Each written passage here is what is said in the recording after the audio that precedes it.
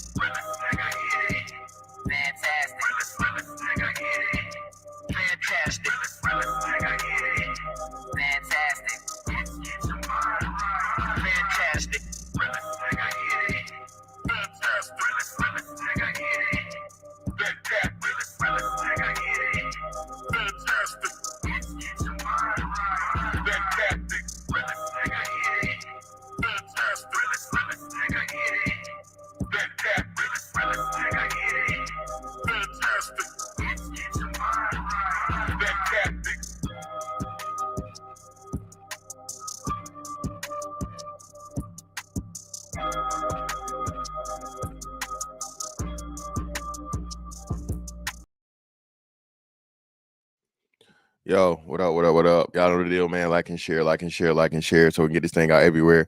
There's anywhere in the world you could be, but just be right here with me, the BABG OG, and I appreciate y'all for pulling up on me. What's going on, man? Shout out everybody in the building. What's going on? What's going on? What's going on, man? And as always, bro, damn, it feel good to be a lame nigga.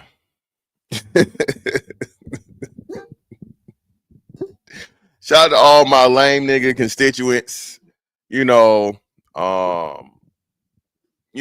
that's never did no jail time, never been to prison, never sold no packs, never been gang. You know what I'm saying? Represented no gang. Just broken no houses, robbed niggas, none of that shit, man. Shout out to all you, man. Shout out to all the people, the majority of people that do shit the normal way. Now, I say this, man, and I keep trying to tell y'all this because I come to realize it's so easy to become a criminal and get involved with the ain't shit nigga coalition. Because, bro, this doing shit the right way shit, bro, it really don't pay in the long run. I mean, it pays off in the long run, but in the present, bro, there's no reward, right? There's no reward in the present. Everybody depends on you to do everything because they know you're going to do the right thing, right?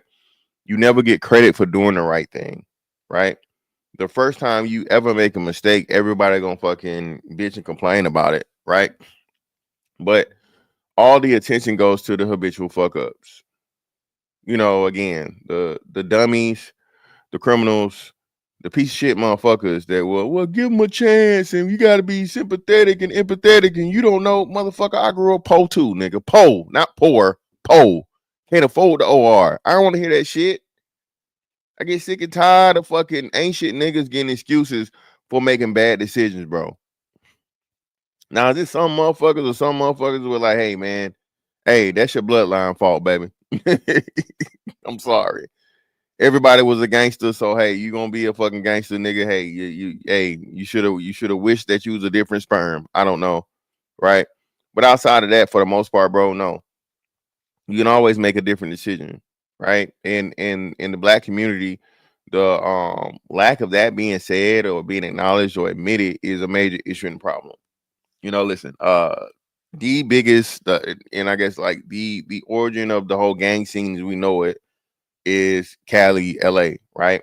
And niggas is all about colors and neighborhoods and all this different shit and factions and whatever. And look, gangs are low level versions of military, right? That's why I laugh when niggas be like, "Oh, you lame ass nigga, you was a military nigga."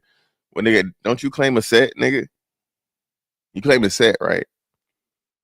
Y'all got fucking y'all got rank. Y'all got superiors. Y'all call them superiors. Superiors rank, whatever, right?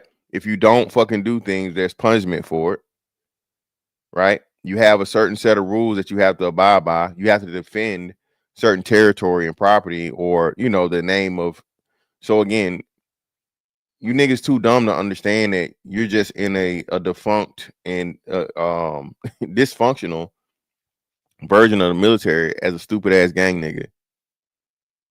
Yeah, I said it, a dumbass gang nigga. I mean, especially like you said, as a child, I can understand, but you 40, my nigga. You 40 and 50 talking about the set and the gang. And that's why I laugh at Buddy every time. On Pyro, on Pyro. My nigga, you a granddaddy.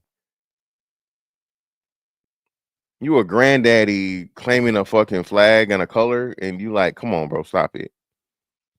Threatening to shoot niggas and kill niggas and go to jail, and then doing all this shit online, so you're not really gonna do nothing. But then again, we can't say you're not gonna do nothing, because again, all of these dumb ass niggas snitching on themselves. Stay off the motherfucking phone. What happened with training day with the pigeons? Y'all niggas don't use pit. We learned that from what? Was that Know Your Clap? What was it? That was Was that Know Your Clap, or was the no, that was Eclipse.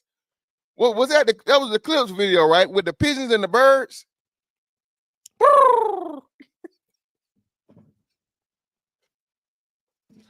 Bro, oh my, listen, man. Don't you niggas ever fucking play with me. I remember some niggas was trying to say the Clips was fucking like the greatest, one of the greatest fucking rap groups of all time.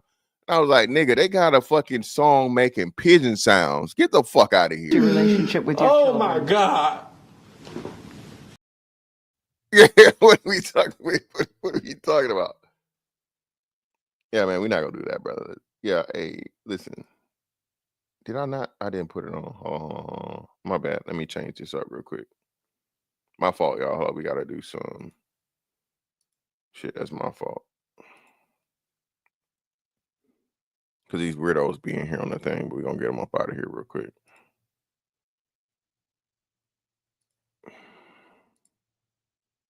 Yeah, get your stupid ass out of here.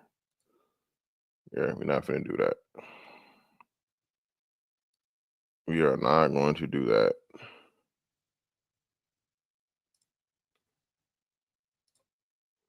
Dumbass.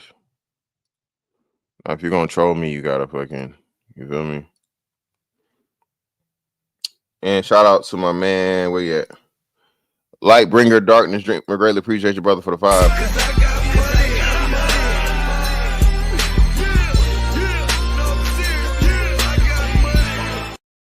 It's not all bad. The street hood organization I joined as a father's child with no guidance taught me manhood and other things I use to this day.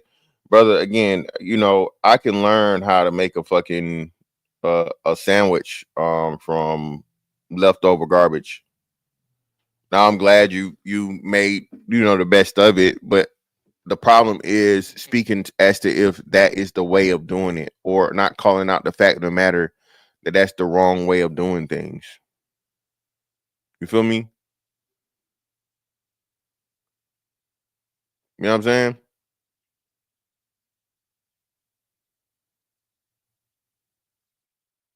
What?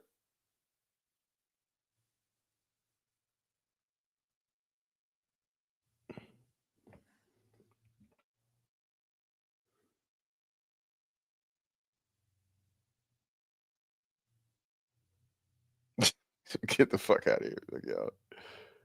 The old game is done. The kids don't basic. Yeah, man. Listen, man. Listen. That's what I'm saying. Either way, right? You niggas again. Everybody that ends up in jail or prison is a bad criminal. Okay, and it's shit like this, bro. I don't understand how niggas don't. And then y'all want this. Is why I fuck prison reform.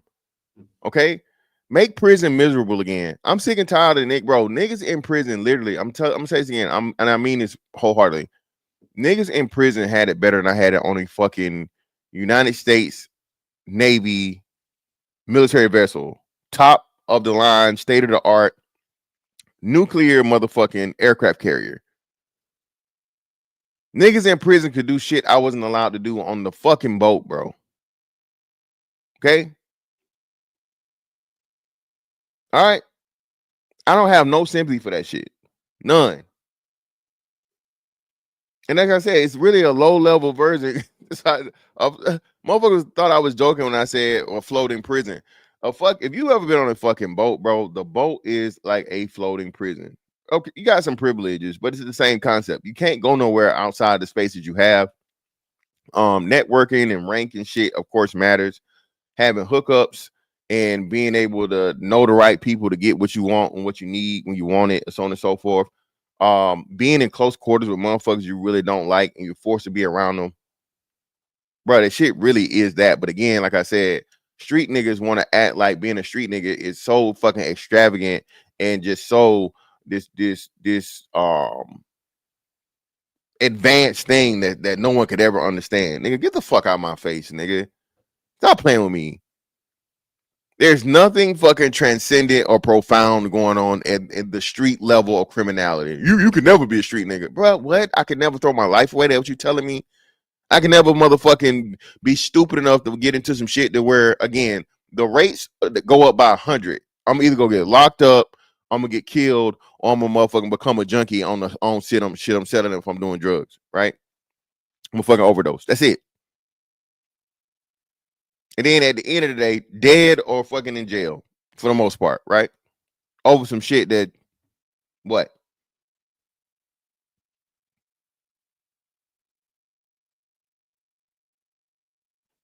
Man, you could never. I would never, brother. I'm too smart for that. I'm too good for that shit.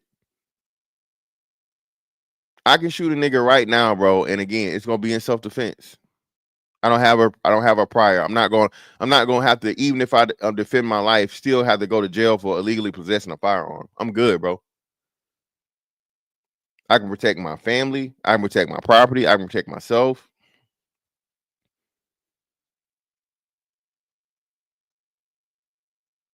You know what I'm saying?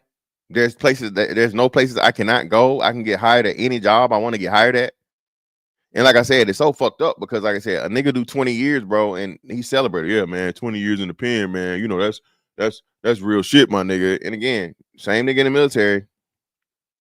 Who gives a fuck, right? Who cares? But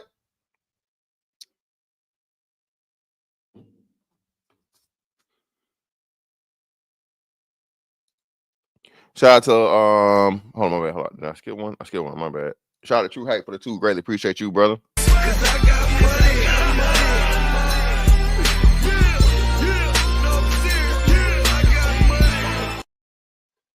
Great topic that needs to talk about more. Hey man, you know we do it over here, man. Shout out to man like this bringer, darkness dreamer again. Greatly appreciate you, brother, for another 5.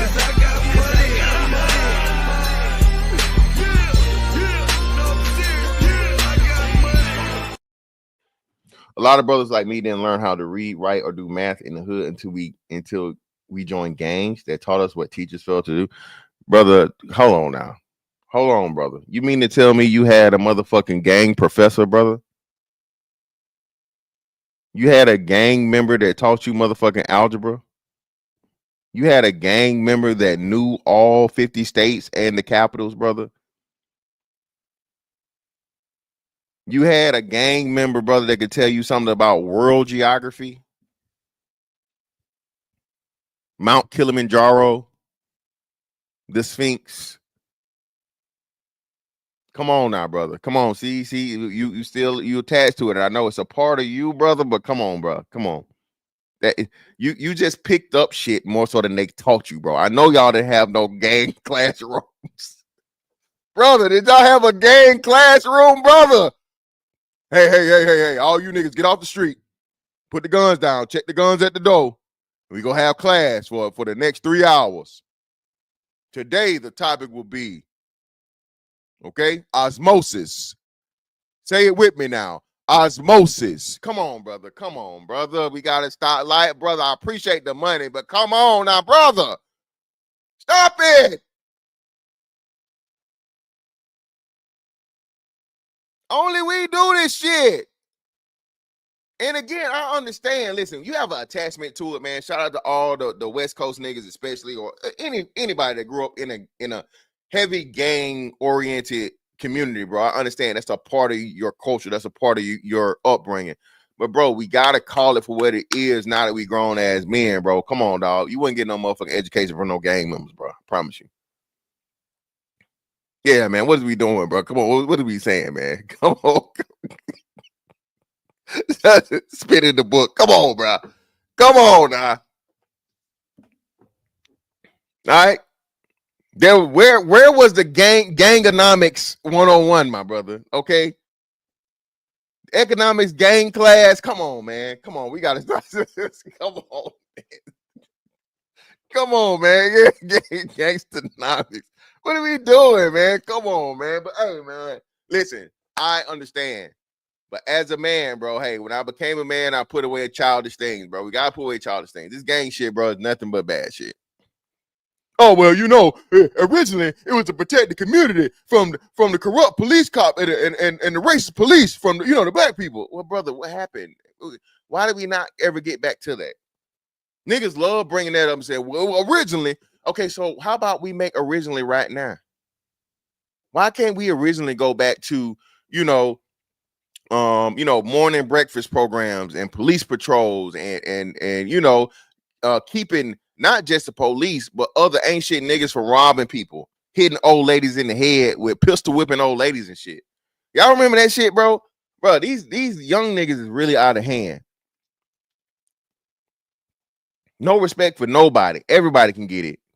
Baby, man, woman, granny, granddaddy, dog, grasshopper. These niggas shoot everything. Use it everything but they target. The niggas can't shoot. It's why they got switches. Bro, do you know how inaccurate you're gonna be with a fully automatic handgun? Do you know that in itself, bro, a handgun, not a fucking rifle, not something you can shoulder, but you're holding this and you already don't got no aim. You niggas ain't shooting no iron sights. You might get some shit with a red dot. But bro, what are we doing, bro? Hey man, I greatly appreciate y'all support. In the meantime, between time, hit the like button for me, hit the like button for me, hit the like button for me. Shout out to Light This Bring a Darkness Jr. again for the 2.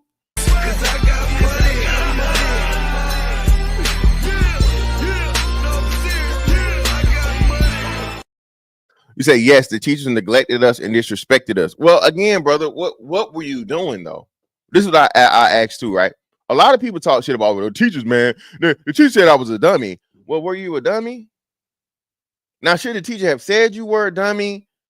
I mean, I guess maybe not. But were you a dummy? Were you just unintelligent? Were you being difficult?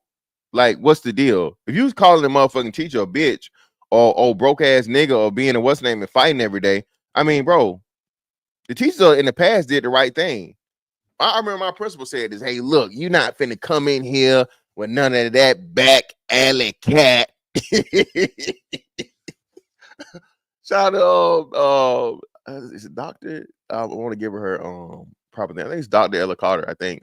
But either way, Ella Carter, man. Mrs. Ella Carter from Macon, Georgia, like the educator of all educators for the east side of Macon.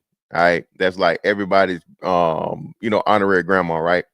And I never forget this shit, bro. She came on the intercom and she said, hey, here at this school, we come here to learn and educate. If you can't follow the rules, we gonna send you home. We not here for you to be acting like no back alley cat, street, uncouth, rambunctious person. You come here to learn. And if you can't do that, we will send you home expeditiously. T.I., listen, T.I., you better get Miss Carter right. You hear me? We know where you got that from, my nigga. All right, Miss Carter made that motherfucking expeditiously. She put it on the map. Anybody from Macon to tell you, okay? Nigga, I learned the word. I could spell expeditiously at 7 because of Miss Ella Carter. You hear me? Expeditiously. Every syllable.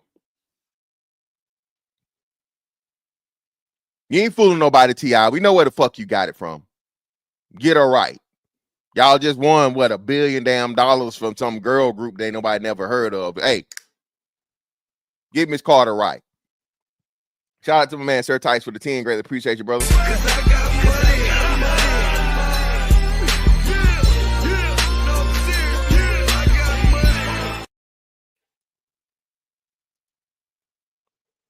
If being lame means I have to check in somewhere, I'll pass. I'll stay going to the beach tiki bars.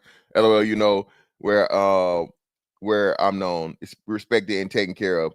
Where I'm not shook down, stay lame. Exactly, bro. Listen, dog. That's some shit right there that we gonna get into that. That's crazy. Shout out to Lightness Bringer, Darkness Dreamer again for another 5. Really appreciate you, brother.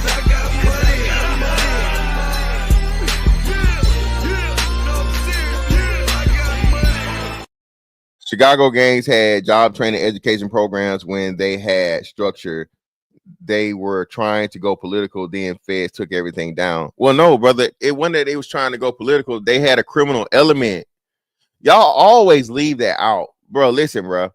Listen, bro. The reason why all this gang shit goes to shit is because they got criminality in it. If you selling drugs, you running guns, you doing anything illegal activities, you gave them the excuse. Bro, how many fucking what do you call it, nonprofit organizations and any other kind of organizations been running for however long because they don't have no criminality in it? And not just that, like, you know, some non-violent shit, bruh. Y'all extorting the local fucking what's the name, just like the mob and the mafia and shit, right?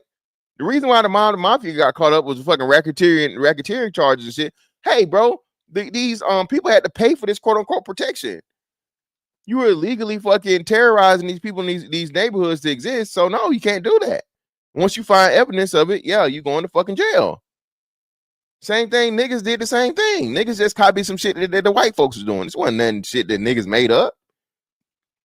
But furthermore, niggas were even more ruthless to their own fucking neighborhood. Back when the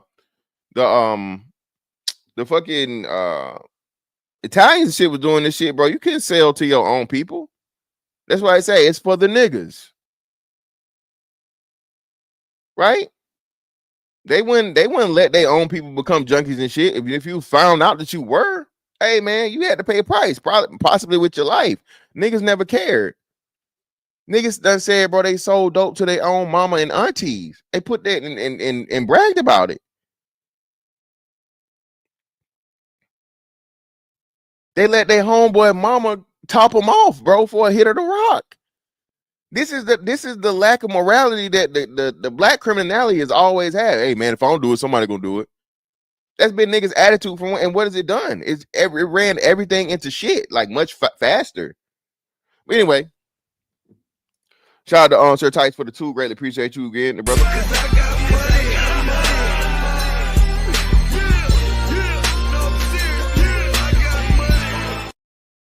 Shout out on that USA Fit fam. Hey man, appreciate you, man. Hey man, it's a little something just like, you know, feel me? Yeah, man. Listen, that's what I'm talking about, bro. Listen, brother. Listen, is thank you. Listen, bro. The major issue and problem with black gangs and black criminality is the predation of your own people, your own group. Okay, terrorizing your own people, your own group, like where you live, where you stay. That's what never even made sense to me. Like, especially listen to the Cali niggas. Like, bro, you live there and you were forced to get in the fucking gang because it's like, nigga, well, hey, you live here, nigga, so hey, get down and lay down. We go beat your ass every day and all this other shit. Like, damn, bro, I can't play ball. I can't, you know what I mean? I can't do the math club. I can't chess club. I got a gang bang. I gotta rep the set because unfortunately y'all started some gang shit and my mom owned property here, my grandma, whoever. Y'all not crazy that is, bro. Niggas didn't have a choice.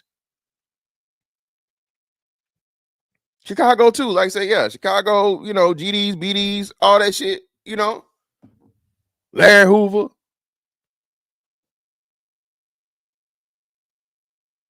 So I'm like, bro, what are we talking about here?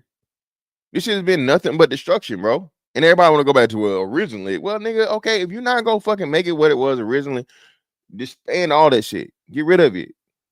Lock all these niggas up, bro. This shit right here was a cleansing. Thank God.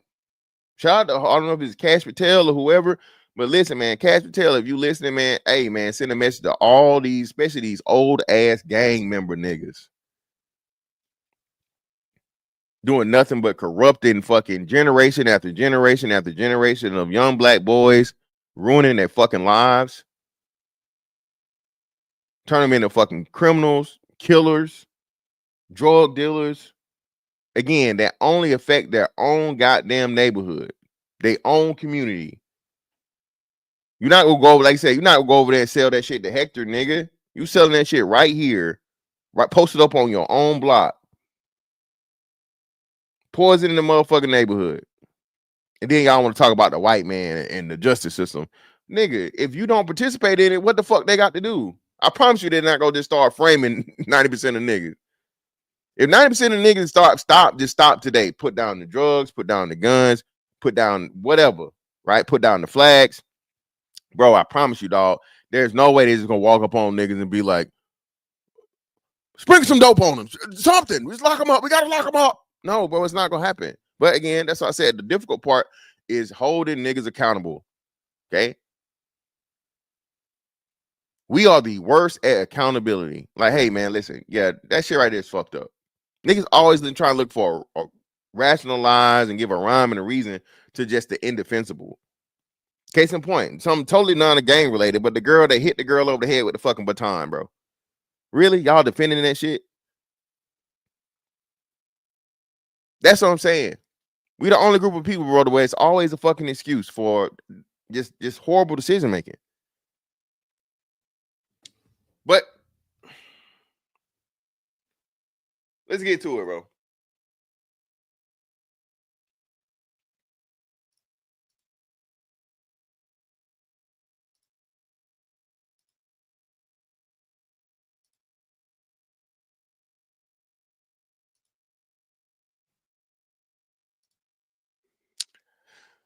A few days ago, I saw this come up right here, this picture, you know, and starting from right to left, you got Big U, Brick Baby, and Loose Cannon. Okay. All California. I don't want to say LA because it could be other cities or whatever. So I just say LA gang members, right? And Big U is in the middle of this shit because Big U motherfucking got caught up on a RICO, which involves a murder. And not just a murder, but a murder of his son's best friend, allegedly, which led to a lot of other shit that they fucking tracking down and they keeping tabs on to where it's getting other niggas caught up in the shit. Bro, choose your big homies wisely. Okay? Choose your big homies wisely. Choose the niggas you look up to wisely. Choose the niggas you follow behind and hang around wisely. Bro, if I find out, my nigga, listen, I'm not gonna snitch and tell on you. It ain't got nothing to do with me for the most part. You know what I'm saying? But bro, don't hang around me. I don't want to be involved in that shit because you're not finna get me caught up in nothing, bro, and have my motherfucking freedom at risk. Or now I gotta snitch because nigga, you snitched. Well, nigga, you brought me into it. I don't know what the fuck going on, nigga. You know, nigga, I am a retired disabled veteran, my nigga. Why the fuck would you get involved with me? And now I'm sitting down in a fucking interrogation room about whatever. All I can do is tell you gave me my name. Nigga, that's the only name I know. I didn't know you was motherfucking loped out, coked out on the street, nigga. I don't know your street name.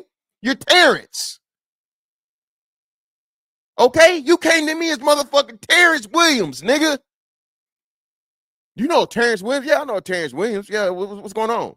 Well, he's been involved in some. Well, hey man, I don't know nothing about that, bro. I just and now the paperwork, nigga, the paperwork, nigga. Read it. All I said was yes. I know they told me your name. I said I know your name. Then they got to the loped out, coked out, and I was like, who the fuck is that? But now I'm a rat and I'm a snitch because you pulled me into some shit I don't even know about. Get the fuck out of my face. Just stay the fuck away from me. Lame niggas. Okay? Lame niggas. Non-street niggas. Non-drug dealers, non-killer gorillas, nose wipers, dirty pistol toters. Stay away from the street niggas. Stay away from the real niggas. Stay away from the real niggas because they'll be mad at you for you trying to protect you in some shit you had no idea what's going on. If you in some street shit, my nigga, hey, I respect the street shit, man. Hey, just do it over there, away from me. I'm not finna call motherfucking what was the 528 cash, nigga. I'm not finna hit you with the motherfucking 528 cash for motherfucking Project Pat and shit. All right? I'm not finna call Crime Stoppers, my guy. If it's a murder, I probably will, though. If it's a murder, you killed somebody and they offer money, I'm telling. Yes. Y'all niggas love Charleston White. So since Charleston White is the fucking famous snitch, and listen, man, shout out to the Little Fella Federation. Listen, bro, I could never be on no Charleston White shit. I'm too big. Niggas gonna kill me on the spot, day one. Charleston White get away with that shit because he's a scrawny, one-eyed, old nigga. Right? Nobody's scared of Charleston White. This nigga is just one of the most flagrant human beings to ever walk the earth. And he's a proud snitch. Bro, I do any of this shit, nigga, I'm going to die. Okay? Day one.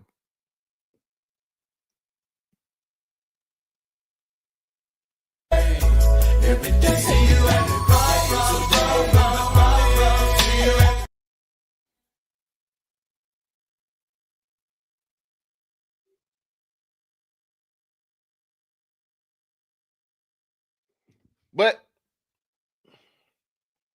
Big U, Brick Baby, arrested this morning by the LPD.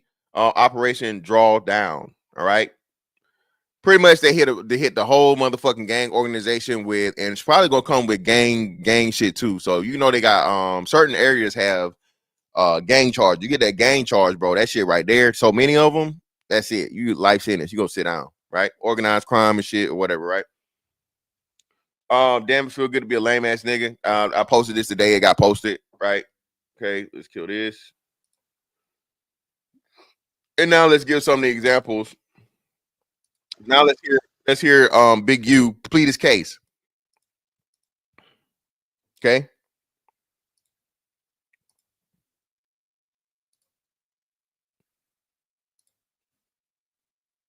My last video before I turn myself in. I'm with my family. Shout out to all my. Why this nigga in a goddamn? Why this look like one of them ragged ass vans that had us riding in to go to Liberty? When you go to the Middle East and shit, especially the Middle East, right, bro? They have like the worst like little fucking buses or vans. That look like nigga. You got all this extortion money and you this raggedy ass van, nigga.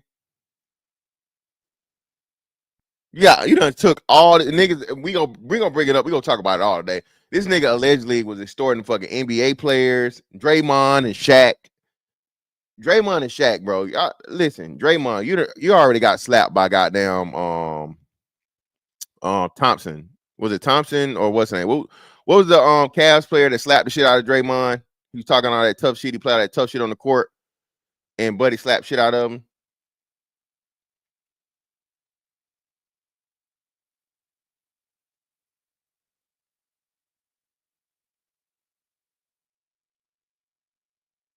Yeah, Thompson, Tristan Thompson. Appreciate this way. Yeah, Tristan Thompson slapped shit out of Buddy, right?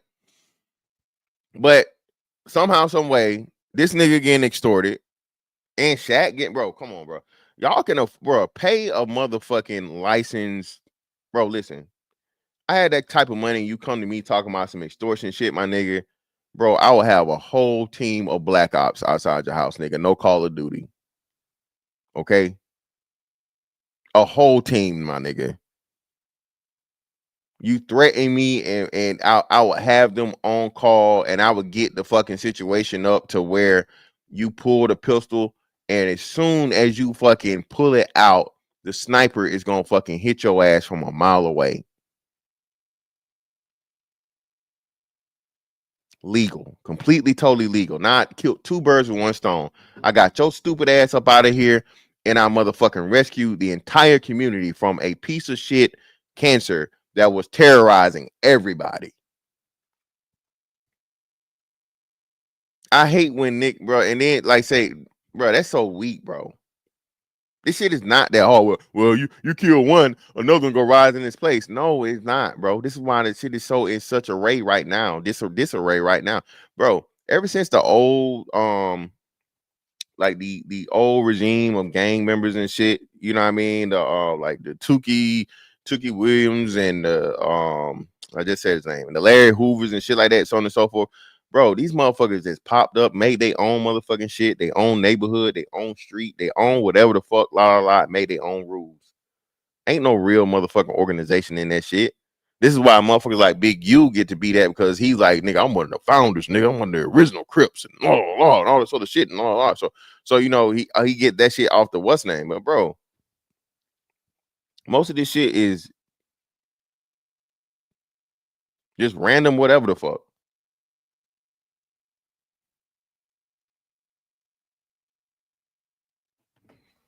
Yeah, that's crazy, bro.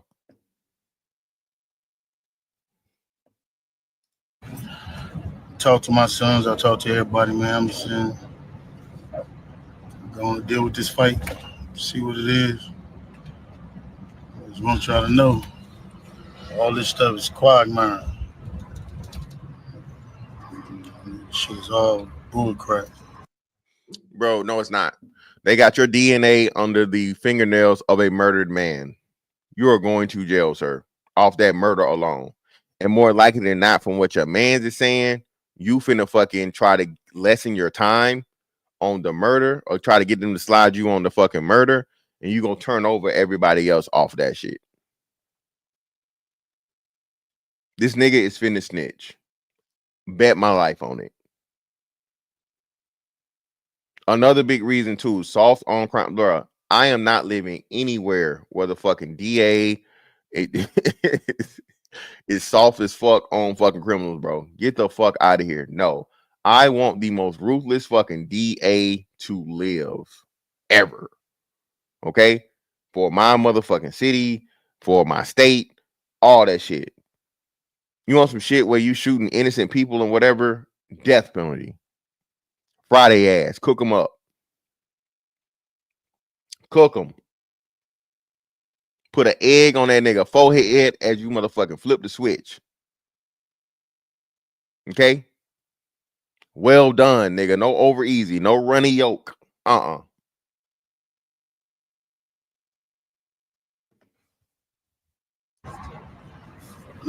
I just need y'all prayers. Need y'all to... No, I pray they find you guilty, sir, and lock your ass away for the rest of whatever life you have left. That's what I pray for. I pray for that. There's too much overwhelming evidence that you have terrorized. And again, you yourself incriminated yourself, bragging about, checking in, aka extorting people to be in a city you don't and never will own. And silly niggas brag about checking in. Silly niggas, instead of doing something and creating their own fucking anti-check-in fucking coalition, which you can do. Again, I promise you, there is private security somewhere Plenty of them in fucking Los Angeles, licensed to be in Los Angeles, Oakland, California, period. That you can walk around with. And if niggas pull up on you and pull out, they drop out right there. No Kanye West. But you niggas don't want to do that because then, that's you getting the police involved, or you a scary ass nigga. Okay, and look at what happened. Fucking what? Young Dolph got shot in motherfucking LA. 2 Chainz got robbed in fucking LA. What's the dude? Just recently got killed at the Roscoe's.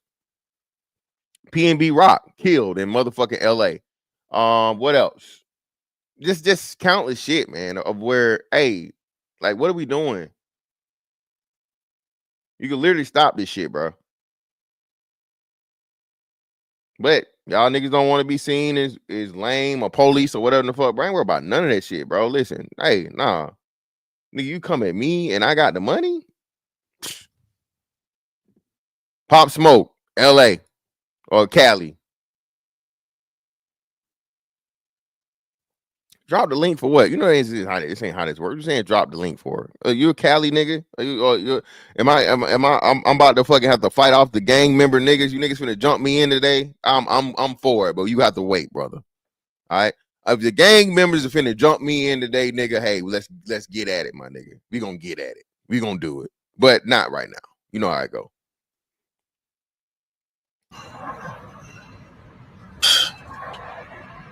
I don't even know what to say. I'm 21 years, I elevated my family, come back, sit in here and write and do what I need to do until I can come back home. Elevated your family by extorting other people's family, by getting niggas shot, robbed, and killed? Huh? Black men, we have to get rid of this aspect of the reputation and representation of black men. We have to. I don't want this shit associated with me, bro. And if this shit spreads out to as far as it looks like it's going to spread, this is going to be a huge fucking impact. Niggas still gang banging in 2025 at 50, whatever. How old is fucking Biggie? We gotta be 50 something. What are we doing, man? What are we talking about? This is crazy. Yeah, right on. Listen, right on camera. That's what I'm saying too. Y'all, this is crazy. And niggas was doing this shit with no mask on, just blatant, whatever. Like, they fucked the security cameras. Nigga, they got not 1080p no more. Nigga, they got 4K live stream. Cloud. That shit, you can't, bro. Do you understand? This ain't motherfucking Menace to Society, my nigga, where you can go to the back and snatch the motherfucking tape out from the from the fucking VCR that's recording the store in grainy ass, horrible ass, whatever, 32-bit quality tape. You have 4K, possibly even 8K, but we'll just say 4K resolution, bro, that's being live fucking recorded and immediately fucking uploaded to a cloud that you can never get to. It's like, what are we talking about? You niggas is out here doing open face robberies, bare-faced robberies. You get why would you say I don't sympathize with none of you niggas? I already don't sympathize, but I definitely don't sympathize with you niggas that's out here that's trying to send a message. And then y'all be like a nigga snitch. Nigga, you snitched on yourself, you dummy. You understand how technology work? When they talk about the shit from Yellow Beezy or whatever, bro, all your text messages, all your phone calls, you thank Barack Obama for this shit.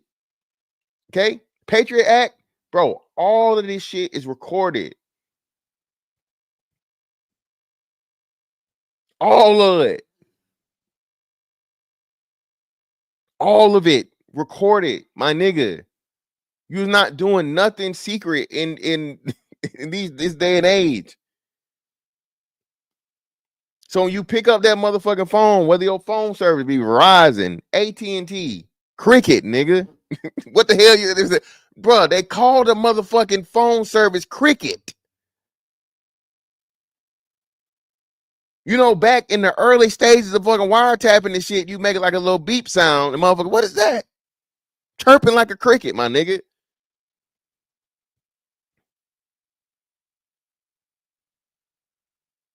And y'all niggas still out here doing crime in the digital age. What's wrong with y'all, bro?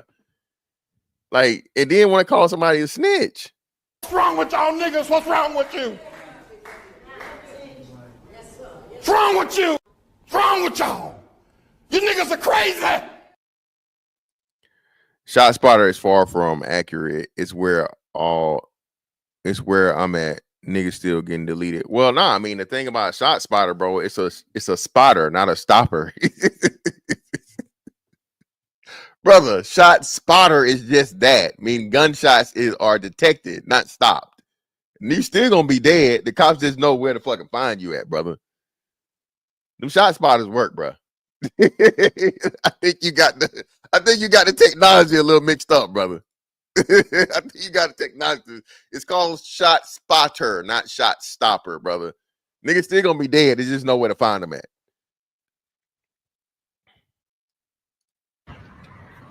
People are supposed to help me. I hope you help me. Hank, you don't worry about it. A lot of stuff y'all hearing is straight trash. And that's another thing. Shit like this, man. Listen, bro, why would you go there? I'm not, listen, you know what I'm doing? And it could have been real easy. The rappers could have did this shit. The athletes too. Bro, these are millionaire people, allegedly, right? Millionaire businesses. Listen, bro. Hey, motherfucking Atlantic or Universal or whatever. It's this nigga that's fucking telling me if I come there, I gotta pay him X amount of dollars to fucking come there. Like, what the fuck is up with this shit? What do you mean? I just told you. What do you mean? What do I mean? I just fucking told you. Listen, either get that shit figured the fuck out, talk to whatever low level dumbass street nigga you need to talk to, or I'm never fucking performing in fucking Cali in life, nigga. I don't have to go there. I can go everywhere else. You will never see me step fucking foot in California if I'm a rapper or whatever, and you telling me I gotta pay you money just to, man, get the fuck out of my face, bro. But again, this is what niggas allowed. Niggas set this shit up and it's cool. No, bro. No. Yeah, listen. This nigga on tape. Look, Silent Sir. That's the nigga was on tape. The nigga that looked like Whack 100's evil twin. You pistol whipping the nigga and pulling the motherfucking gun out. And I'm guessing this nigga's I don't want to say he's a convicted felon. I don't know if he's a convicted felon or not, but definitely has fucking gang affiliation. Now you got your dumbass homeboys recording you do a crime and then post it to social media. What the fuck you thought was gonna come of that? Cops don't even got no job no more, bro. You don't have to figure shit out. Niggas tell on themselves in all this shit. Whether it be the rap songs or the motherfucking live streams or the post. Like, what are we doing?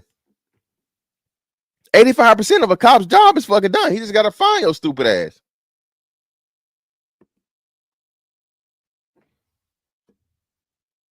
And I appreciate the love and I appreciate people who've been helping me.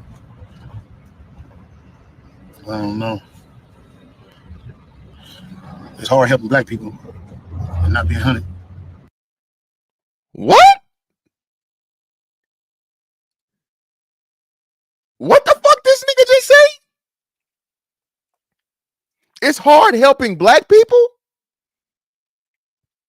My nigga, you've been extorting niggas for 30 years. And again, I don't even blame him. I don't. He a piece of shit. It is what it is. But I don't blame him. Bro, this nigga said Shaquille O'Neal.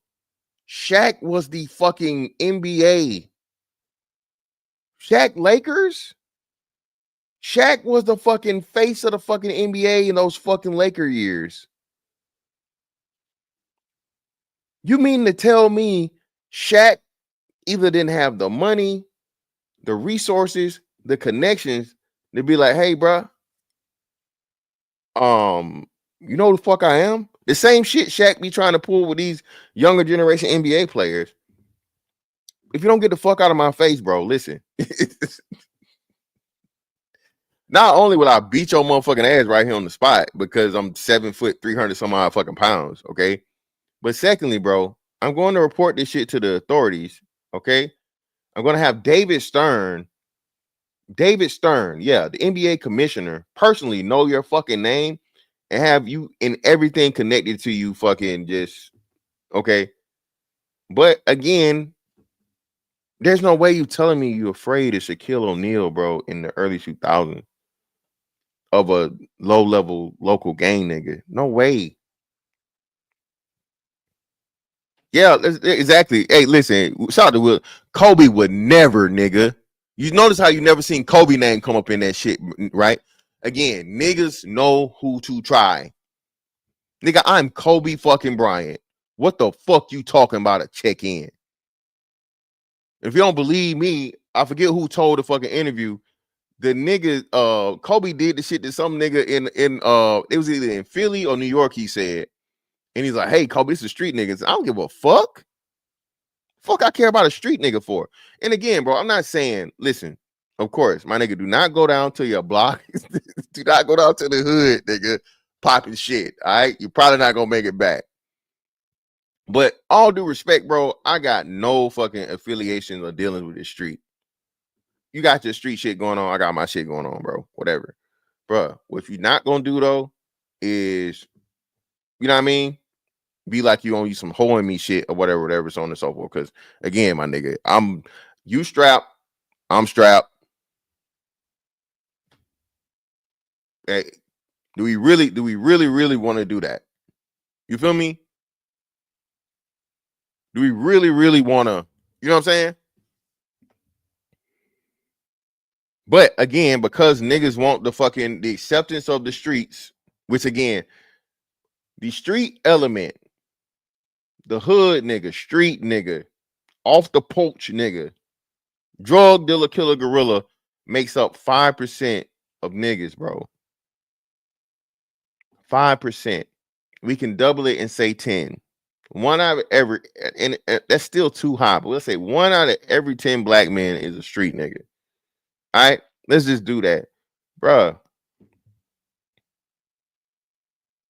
It has never been that a large portion of the fucking black community. It's never been, but the praise of it, the celebration of it, the adoption of it, the submission to it, bro. Why do I have to operate like I'm in the streets? So I never been in the streets. Oh man, you snitching, nigga. You snitching. Like, what are you talking about? I'm a tax paying property owner, my nigga. If you do some illegal shit outside my house, I'm calling the cops. Okay? If you set up shop, nigga, on my block, I'm calling the cops. And thank God I live in a motherfucking stand your ground fucking thing, which again, you would never know it's me. You know what I'm saying? I don't gotta testify. They see you right there. I got a Ring camera. All my neighbors got a Ring camera. Hey, subpoena the motherfucking Ring cameras. I ain't never gotta show up for shit. These dumb niggas doing it right outside my house. That's how I knew they was doing it. Here, I'm not fucking whatever, so I ain't gotta have no attachment to the shit. Here you go. Here's this dumbass nigga doing a fucking hand to hand, broad daylight. I ain't gotta show up to court.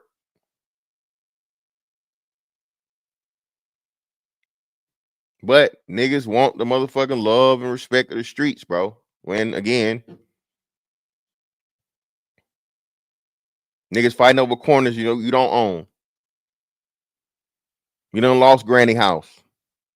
Gentrification happened because you niggas weren't paying the property taxes on the shit that your motherfucking that the people passed down to you, dumbass niggas. And now I'm supposed to feel sorry for you? No, I'm glad the motherfucking white people moving. Listen, when you see white people jogging in a fucking neighborhood, you know what that means?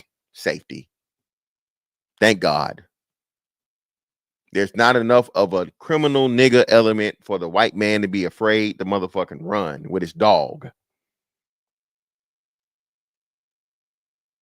A Starbucks and white people, hey man, you good to go.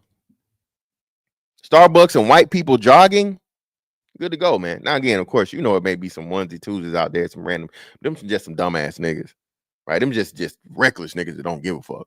They lost. They're definitely out of place. But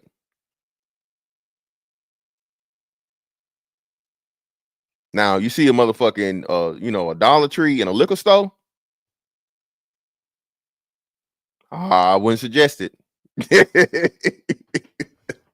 You better be strapped, nigga. All right. You see a Dollar Tree and a liquor store, all right, and a crackhead hanging outside of it. Be ready.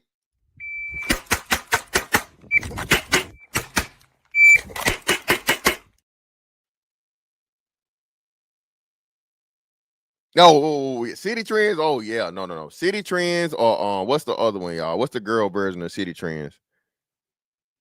Silent sir, what's the girl version of City Trends? The black girl, the City Trends joint. Rainbow. You see a rainbow, nigga? Oh hell no. You see a shopping center with a rainbow and a City Trends in it? Hey man, listen. World War III, nigga. For doing it. Especially it might be to, I don't know if it's to the right or the left. Reach out to anybody who can help me, y'all. You hear me? Help my family. Appreciate y'all. Go. I'm looking at this video as I come in to turn myself in, and I'm disheartened by the fact that they're trying to say that I stole something from Developing Option. I used Developing Option as a front. Developing Option paid my bills. They paid my house note. They paid the bills for my family, the money I made from as an employee for Developing Option. I never mixed that with nothing. I didn't manipulate nobody. I didn't steal nothing. We did PPP loans. We did 2 loans. Nigga, you did PPP loans. That in itself. Thank God. Get him out of here. Ship this nigga off today. And that's it, just like everybody else did. I didn't use no fraud. I didn't give no fake names. And one of them we was paying back and one they forgave. You know what I mean? And the other one we attempted for and they didn't give us nothing for it. I filed my taxes and them coming around telling me I was using Developing Option as a cover. Cover for what? None of that's going to be true. None of that's going to be true. The government putting this big ass picture, they're going to arrest 21 dudes. Some dudes I don't even talk to. I don't even know nothing about. So how the hell you going to lump me in with all them? But it's all the big picture though. It's all the big picture. Now I'm going to be sitting in here. It's going to be years on my life. Then you going to get dudes who I don't even talk to. What they going to say? You ruining people's lives. I heard there's over 21 people that's been arrested. This shit wrong. It is what it is. Church, let's pray for me. Pray for me, pray for my family. No, nigga, we're not praying for you. I'm praying that the fucking trial is fucking speedy. Okay? Lock your ass up. Sit you the fuck down. Nigga, you old enough for a fucking discounted Denny's Grand Slam and you out here stealing money from niggas and claiming a set. You need to be locked the fuck up. For God! Get him out of here, bro. The sympathy for criminality is, again, one of the things that we got to get rid of, bro. I have no sympathy for a fucking criminal, bro. Especially, again, a criminal that is violent or preying on black people. Y'all talk about the white man, the white man, the white man, the white man, the white man. Well, what about the fucking black man in a blue or red bandana? Blue, red, or black? Huh? Doing Negro jutsu. Kachabo Negro jutsu? Told y'all, niggas really was the motherfucking gang niggas was the first fucking anime niggas. All this motherfucking hand signs and shit, summoning jutsus. Talking about some damn stacking. Fuck out of here. Cree, you heard me.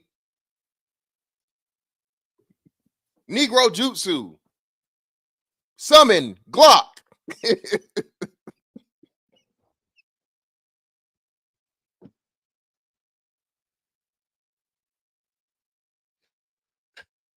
Summoning jutsu.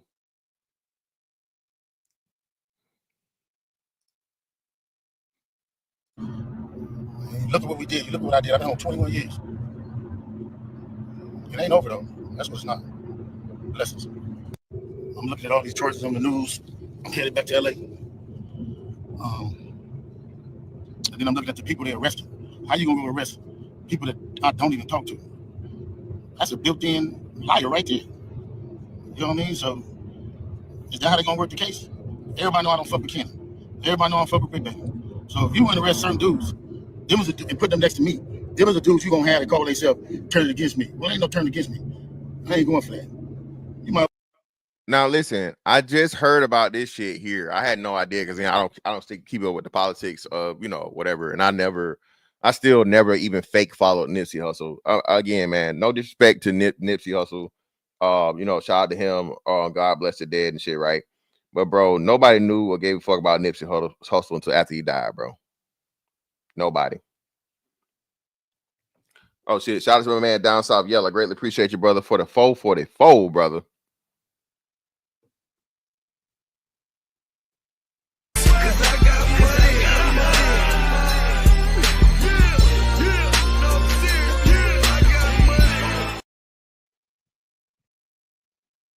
You know what I mean? Shout out to Speak Radio. Greatly appreciate you, brother, for the 5.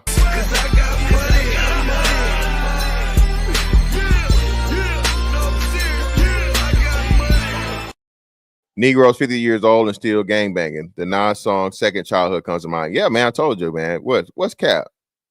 What's cap? What's cap, brother? Well, no, other people are saying it.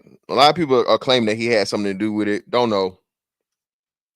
Whatever. But hey, it is what it is, right? But yeah, I never most people, thank you. Yeah, that's definitely. I know you're not saying that's cap because that's definitely cap. None of you motherfuckers talking about the marathon continues and none of this shit. You couldn't tell me one fucking Nipsey Hussle song before they had that album before he died. You couldn't do it. Stop it. Where are you from, Royce? And the exception don't make the rule, brother. I didn't say nobody. Well, I did say nobody, but I didn't mean nobody in the literal sense. I'm talking about the majority of people. Vast majority of people had no idea who fucking Nipsey Hussle was, bro. He's supposed to be the second coming of Snoop Dogg. That shit never picked up, and no. Yeah, exactly. If you're from Cali, that's what I'm saying. It does not count. That's what I'm talking about. Of course, if you're from California, bro, you're going to be a Nipsey fan. You know who Nipsey is, or maybe West Coast, something close. But yeah, outside of that, nobody knew the fuck he was.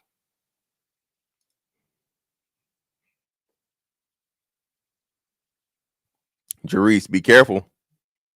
Niggas will kill you over fucking Nipsey. Niggas was celebrating his brother telling some nigga, go back and put the work in, then come back. Nigga, what? Go put some work in, nigga, then come back. And niggas was cheering that. Like, bro, what? This nigga supposed to beat up people for talking shit on the internet?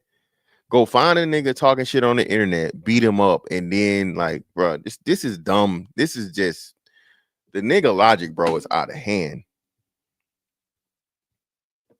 I would go get 600 and whack. These dudes been saying I did shit all year. So what they doing is they go on the internet and these dudes say that I did shit on the internet. Then when you say I did on the internet, they go investigate it. Now you raiding my houses, raiding my shops, raiding all this stuff. And talking about I'm committing crimes and covering up with developing option. What crimes am I committing to cover up with developing option? My nigga, what you need to do is stop talking. Your lawyer, whoever your lawyer is, the first thing they should have told you, listen, bro, my nigga, once you get a Fed case, the federal government, okay, that's the United States of fucking America versus you, trust and believe me, bro, they have enough evidence to put the goddamn charges on you. If they putting the charges there, they have evidence some kind of way. And everything that your dumb ass is saying on camera is only going to help the motherfucking case. Okay? You know what I'm saying? I ain't committed no crimes. Ain't covered nothing with developing option. Shit crazy. But this how they get you. They get one or two people to say something. Ain't gonna be no real evidence. Yeah, see, I can't respect this because none of you niggas was saying this shit before he died. If all of this Nipsey was a great rapper shit was being said loudly before he died, I could take it serious. But the fact that I never heard fucking Nipsey Hussle even being in any top anything conversation in my life, mind you, Lil B. Okay, I know who Lil B was. Lil B had a bigger following and had a more of a fucking name than Nipsey Hussle. That's all I'm gonna say. If Lil B had more traction than you, my nigga, there's no way. There's no fucking way that Nipsey was just this great motherfucking rapper that you niggas want to act like he is. Stop it. Stop.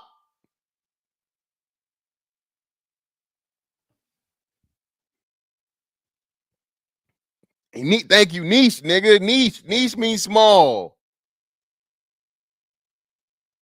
He wasn't just no fucking mean. What do you mean? It was plenty of other mean rappers that didn't catch on. Tyler the Creator. Then, well, let's go about Tyler the Creator then. Educated Tyrone. How about that? I heard way about fucking. I knew who Tyler the Creator and Earl Sweatshirt was before fucking Nipsey Hussle. How about that? He wasn't no fucking meme rapper. Tyler the Creator is trash.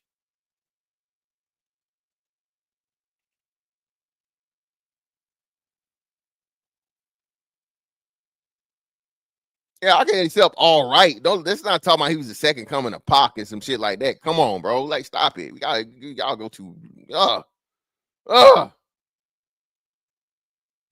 Well, get your stupid ass out of here, lame ass nigga. You keep saying this shit. You stupid motherfucker.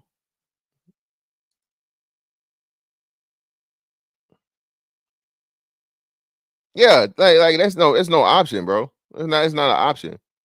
Wait, Paul, what I'm saying is what I heard about let's just use Kendrick, right? Kendrick didn't even have a huge following. Even off of Good Kid, Mad City, which was a great fucking album, right? Kendrick's fucking shit didn't just blow up and everybody was calling fucking Kendrick the greatest rapper alive or the greatest rapper ever with Good Kid, Mad City. That was a hell of a fucking album. One of the best albums of my lifetime, of this era, right? Kendrick had a following. Okay. Nipsey died and niggas wanted to put Nipsey over Kendrick. That's what I'm telling you. It's the you die, you become 1,000 times better than what you actually were type shit. And again, I haven't really listened to Nipsey Hussle, so I can't say he's trash or not. I don't have a thing. I'm only challenging. I'm not actually challenging his I guess his ability to rap. But I know this: if a nigga was that good, I would have heard of him. It would have been something to where I would have been fucking inclined to listen. Big Crit, another big example, right? Big Crit. Crit came out of fucking Crit had been producing for some time, then he started rapping. Everybody started talking about Big Crit. I listened to Crit. Crit was fucking a monster. Crit is fucking like one of the most underrated fucking rappers of our lifetime. I feel like, right? Crit can motherfucking rap, but nobody's saying Crit's the, you know what I mean? So that's all I'm saying, bro. It's been plenty of underground people or people that had like a small following and they buzz pick up because you know what I mean? It's you have the fucking substance to support it. You have the fucking substance to support the shit. So that's why I'm saying that there. And again, I listen to all rap music. So that's what I'm saying. There's no way you're telling me I didn't hear anything about Nipsey up until, like I said, right before he died. And that was because of this album. And then that album didn't even have that much traction. But as soon as he died, people made it like the best thing ever. But it is what it is, bro. I don't want to get hooked on that. It ain't gonna be no real nothing. It's gonna be a repeated thug. It's gonna be a bunch of people in jail for a bunch of different crimes that don't have nothing to do with me. They filling up all of us up and says all the Roller 60s. Watch and see. We just seen it with thug. I'm finna experience the same thing out here. I knew it was coming. He had made way more success after he died. He was not selling more albums than fucking Crit, bro. No. Before he died. Stop it. No.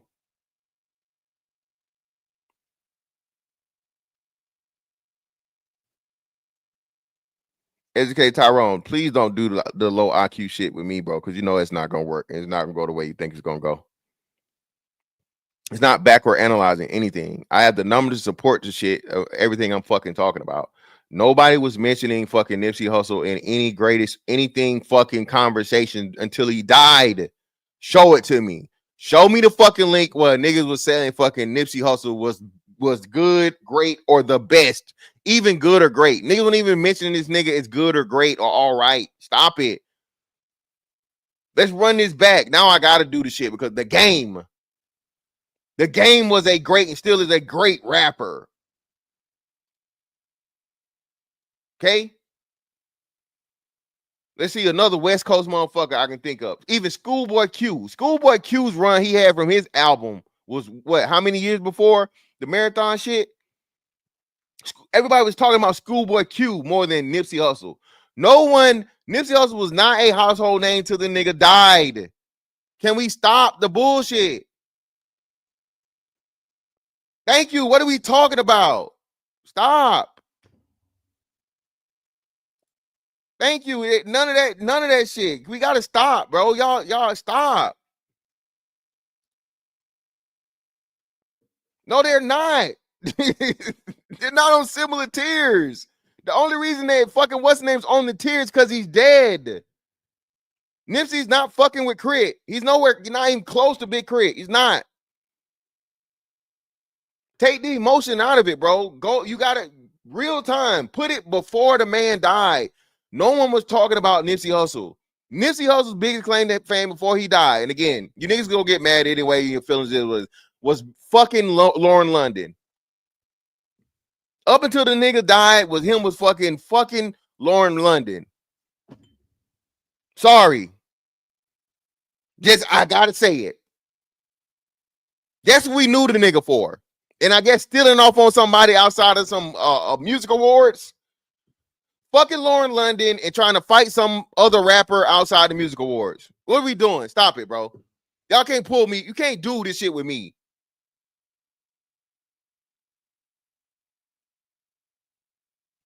There was no game being dropped. Y'all drinking the Kool-Aid. There was no game being dropped. Bro, y'all got to get out of this nigganomics and hidden nigga knowledge bullshit, bro. Nipsey Hussle didn't even own the marathon. This shit was owned by somebody else. He was just the front for it. He was the face of it. What are we talking about? He didn't even own the business. He was just the face of the fucking business. They did the fucking research and pay.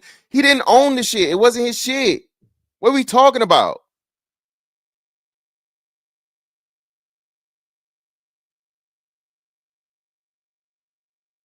Tyler's trash to me. I don't like Tyler the Creator. I don't like Tyler the Creator's like his method of rapping. I don't like his persona. I don't like him doing the whole weird shit, being weird on purpose. I don't like Tyler the Creator, but I can acknowledge that Tyler the Creator had a bigger following and was way more successful than Nipsey Hussle prior to his death. He had more buzz. His name was bigger. He had been doing it for a shorter amount of time.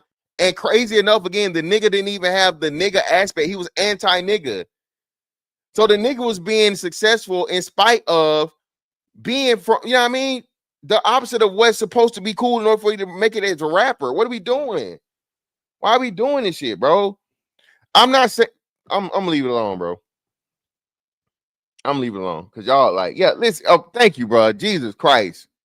What are we talking about, bro? YG had a big before the nigga died. YG had more everything than Nipsey Hussle. Can we stop? Jesus Christ. But that's what I'm saying, Larry Legend. This is what I'm saying, bro. If you don't make it to mainstream or to the point of where everybody knows you on the opposite shit, bro, you not that big. You just not. I'm sorry. That's how it works. I can name you some motherfucking local fucking rappers or some shit from Georgia, but you never fucking heard of them. They like, you know, hometown legends. They call it, that's what you call the shit, a hometown fucking legend, man. Hometown hero, right? Nigga's a hometown hero. That's what Nipsey was to fucking Cali. He was a hometown hero. Did the nigga have followings in areas and whatever in sparse? Yeah. But please, let's stop acting like Nipsey Hussle before he died. I keep saying this, why I keep prefacing it. Before he died, had any type of motherfucking following or come on, bro. No, it was extremely, extremely small, extremely niche. And I've named everybody I keep naming, y'all, like had at the same time had more buzz than him, had a better sales than him, everything. And y'all talking about because this nigga said, oh, doing some shit that niggas already been doing. And yeah, man, we gonna do this, we gonna do that, we gonna do this, and put a flag behind it, because that's what it was. It was the fucking, again, bro, y'all love niggas with the nigga basics, the nigga starter pack, criminality, gang shit, bad bitch. Criminality, gang shit, bad bitch. The nigga was fucking with Lauren London. That brought him more fucking, what's the name, bro? That was the biggest accomplishment in a man's life. I'm sorry. Gotta be real with you, bro. No one was listening to Nipsey Hussle's music. And let me say not no one. A very, very small portion of people knew Nipsey Hussle for his fucking music and shit. The nigga started fucking with Lauren London. They got him a little bit of clout, a little bit of draw. People knew who the fuck he was because niggas never got about him. He's supposed to be the fucking second coming of Snoop Dogg. That shit never picked up. No one gave a fuck. This nigga would do some mixtape shit here, there, so on and so forth. None of that shit went off. But yeah, let me just go for it. Now they on there saying all this stuff to assassinate my character. All right, man, just pray for me. And again, they can do any one of us. Ain't nobody safe with these dudes. If these dudes feel like want you, how they going around talking about somebody's gonna raid my house before my house get raided? How they there with the police? And y'all sitting there following them. Everybody's a part of them shows and 100 shows, all them shows. And y'all need to, everybody who following them, promoting them, anything. Y'all wrong. Y'all ain't black. And y'all showing for our people. See, I told you, y'all ain't black. That's the first thing. If you're doing anything to motherfucking stamp out fucking criminality, you ain't black. You ain't real. You pussy. You fake. You the feds. You the police. You against the people. No, nigga. You are the problem. If you don't do the shit to where people can talk about it, there's nothing to talk about. You were blatant and flagrant, my nigga. Blatant and flagrant. Everybody knew you, pun intended, was the person they had to motherfucking check in with, my nigga. We talking star athletes and shit. Camera crews, nigga, y'all were extorting fucking camera crews of TV shows and shit. This is crazy.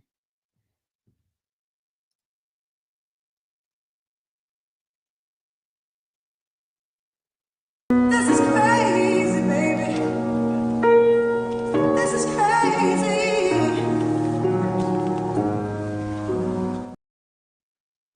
Educate Tyrone. You don't shut your young ass up. My nigga, I done listened to more rap than you fucking forgot. Okay? I am 41 years old, my nigga. Okay? I don't listen to a lot of this bullshit y'all got going on now because it's bullshit. Okay?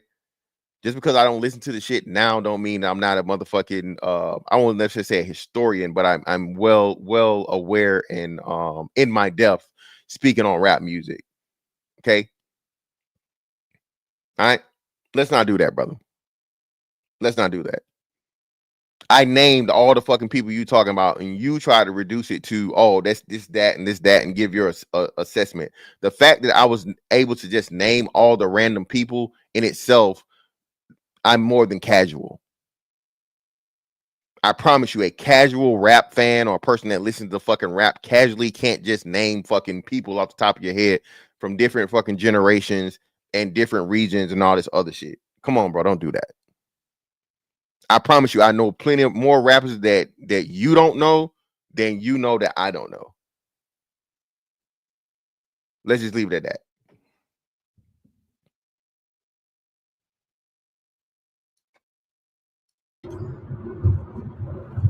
They can put charges against anybody. So this is gonna probably be my last video. I'm gonna go turn myself in to see what's going on. They talking about I'm a fugitive. So they just raided all my houses. So is this nigga modified? So this nigga even I'm guessing this is a modified gang Adidas hat.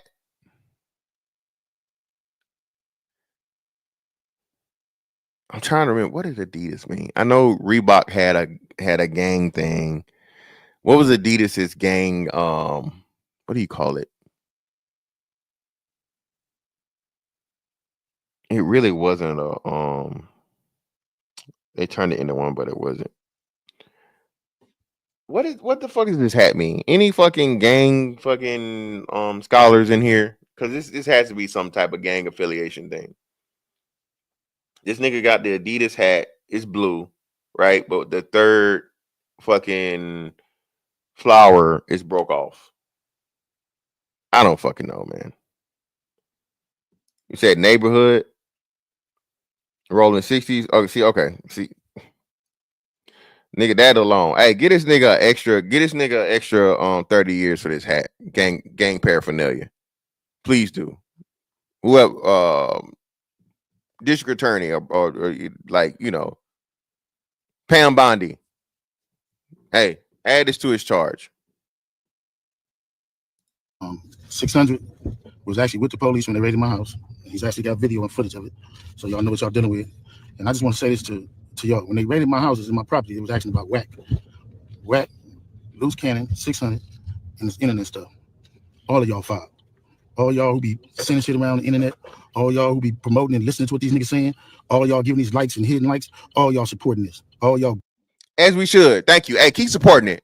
Please keep getting these motherfucking career criminals, extorters, domestic terrorists off the goddamn street. Share it every chance you get. As a matter of fact, start tagging the FBI. The FBI has a Twitter. Tag FBI. At FBI. Tag them. Cash Patel, do your job, brother. This is great work if you're starting out. Keep it up. Let's increase it. Get as many of these niggas off the street as we possibly can.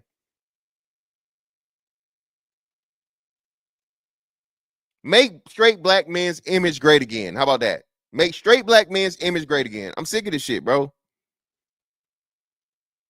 The overrepresentation of niggas like this, bro, hurts niggas like me and you. Not just from a public perspective, but intraracially, within our own group, internally. You're automatically seen, again, I'm a lame because I chose to make wise decisions in my life and not throw it away on the streets. Literally and figuratively. And street niggas get to call me a lame, and people get to agree with it because they want the admiration of the street nigga. When it's like, bro, so because I'm financially stable, I'm an asset to society, I can go anywhere in the world, you know what I mean, and pretty much do whatever the fuck I want, right? And be seen and respected as a fucking man. That makes me a lame. But because you can go to the Martin Luther King Boulevard of any fucking neighborhood and, you know, tie a motherfucking rag around your forehead, neck, and your wrist and post up and people, hey, you better than me? That's the real?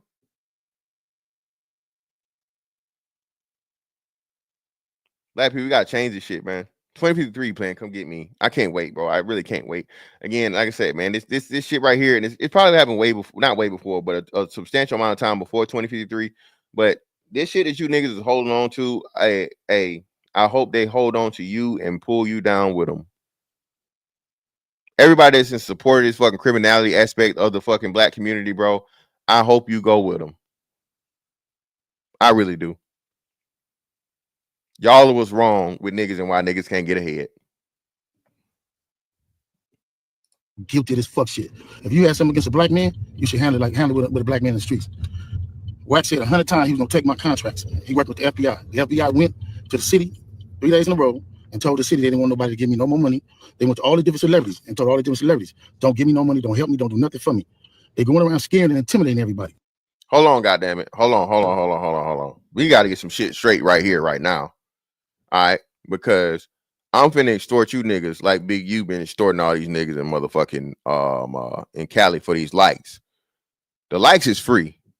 Okay, I appreciate the money, but the likes is motherfucking free. So hit that goddamn hand for me. If you're on your computer, it's right there. If you're on your phone, double tap like a snare, nigga. Let's go. Take off, record.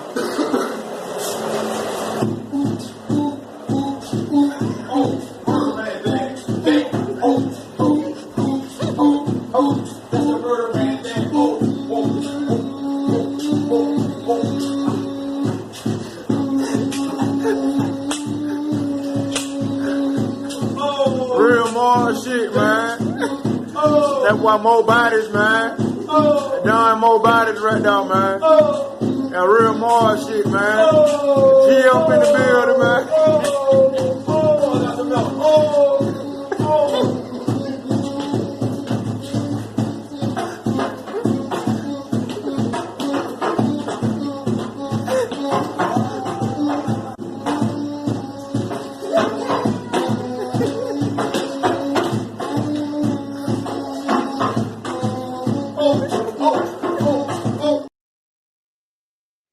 Hit the damn like button, man. It's free. But y'all sending it around, getting people in trouble. Like y'all don't understand what the FBI do to black men who try to help their community. Nigga, what did you do to help your community? Tell us. Stop saying you help the community, help the community, help the community. Tell us what you did to help, my nigga. We know what you didn't do. Or we know what you did do to fucking be the contrary. Now tell us what you did. I ain't been nothing but a help to our community. But I guess it is what it is. This is the price of being black and trying to help somebody, trying to help your community and do what you can. You're just guilty because somebody else don't like you and they go on the internet and do what the fuck they want to and y'all gonna promote it. It's crazy. But I'm going to go turn myself in though. Because I ain't did nothing. This fact is, man, they done went to my house, kicked my houses in, bust my doors down, bust my windows. They calling my son at his football practice, threatening him. You know what I mean? These dudes tagging him. What kind of shit is this? But y'all gonna be rolling with these dudes. And I got this last thing to say. Wax said he's gonna destroy developing option, right? So who gonna replace developing option? Which one of you fuck niggas in the 60s gonna call yourself coming in? Because whoever try to come in, y'all the ones that's working with Wack. Believe that. So remove me to get me out the way for somebody else to come in who gonna cooperate. That's what the play is. That's what the whole play is. I'm out. I'm gonna send y'all videos to put up all of them until they lock me up. Hey, man. Hurry up and get this nigga out the street.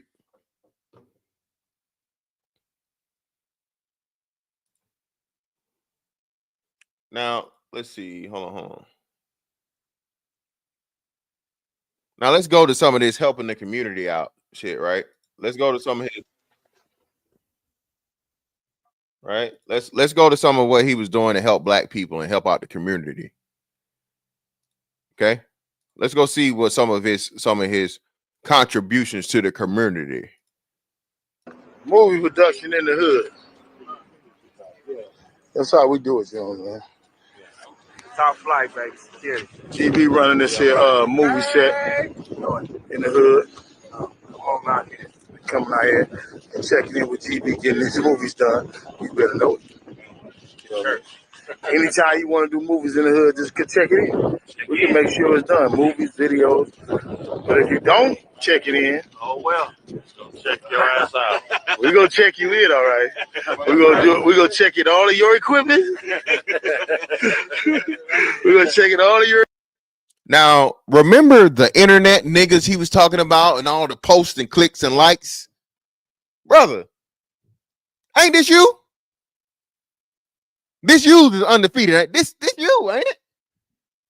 And the you is you know what I mean, pun intended. This you.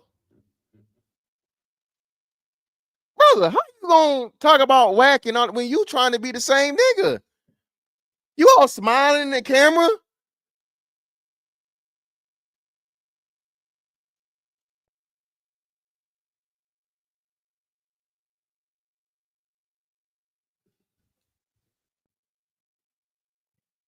Listen, man. You the reason why your ass getting locked the fuck up, brother. You going to jail. That statement gonna send you to jail. Yeah.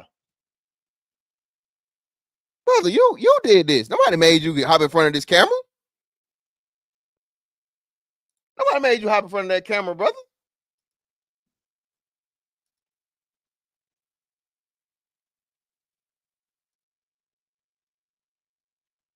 This shit right here.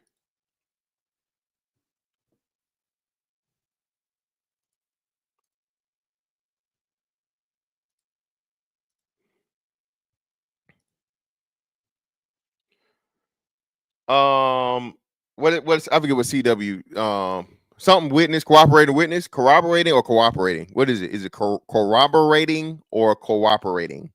CW1 told authorities about a large buy-in dice game in LA in June 2019. The game involved a professional boxer identified only as AB, Adrian Broner, AB's associates, and several prominent NBA players. According to CW1, AB and his associates fixed the game, cheating the NBA players out of millions of dollars using teased dice. So pretty much set dice. That's another thing too, bro. Have you niggas not, bro? The only place you need, why would you want to play dice anywhere other than a casino? Why? I'm not playing no motherfucking dice on the street with no niggas. RP Takeoff. Have we not learned anything? If you're a millionaire ass nigga, bro, why would you leave out of the safety and fucking surety? Okay? Safety and surety of getting your fucking money if you win it or not being fucking cheated. And if it is found out that you're cheating, you can win a fucking multi-million, if not billion-dollar fucking lawsuit. Do you know how crazy the fucking lawsuit would be for a casino if it was found out that they had fucking, you know what I mean?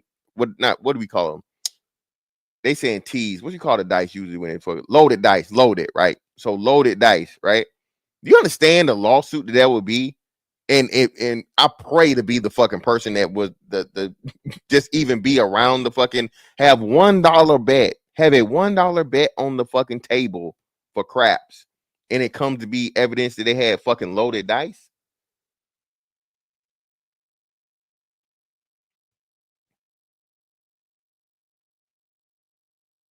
But this is the part of, again, the praise of fucking criminality in the street shit, bro. You a fucking, I promise you, is and Michael Jordan was a habitual gambler. Nigga bet on everything. You know what? One thing I never heard about fucking Michael Jordan playing though? Street dice with niggas.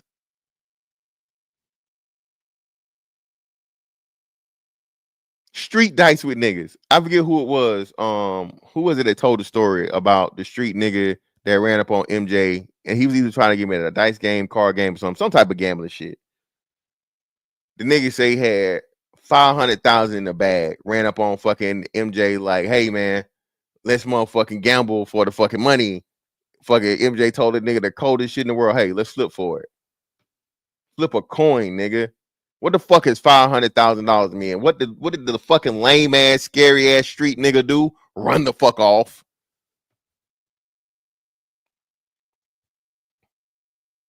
Yeah, is that, hey, Raymond Hughes? That's another we don't talk about a lot either. Yeah.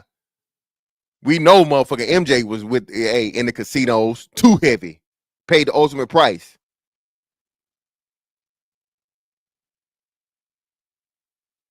But anyway, after that game, Russo wrote Henley directed the associates to rough up AB, who had not checked in with Henley, and to get the money back from him on behalf of the cheated NBA players. Multiple members of the Rolling 60s allegedly arrived and were used to press AB.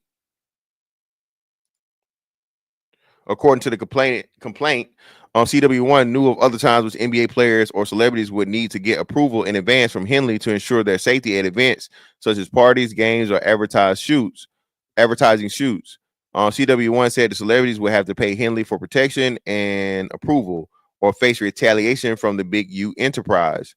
In a monitored meeting between Henley and someone identified only as victim one, Henley accounted that he got into it with AB after AB cheated a current NBA All-Star out of 1.5 million and a former NBA All-Star out of 5 million. Henley also talked about charging the players 100,000 to get their money back. But that's crazy. Now, first and foremost, nigga, listen. If you trust a motherfucking AB's always been a shicey nigga, bro. For one. Okay? But two, listen. I don't even know, man. Shout out to Speak Radio. Greatly appreciate you, brother, for another 5.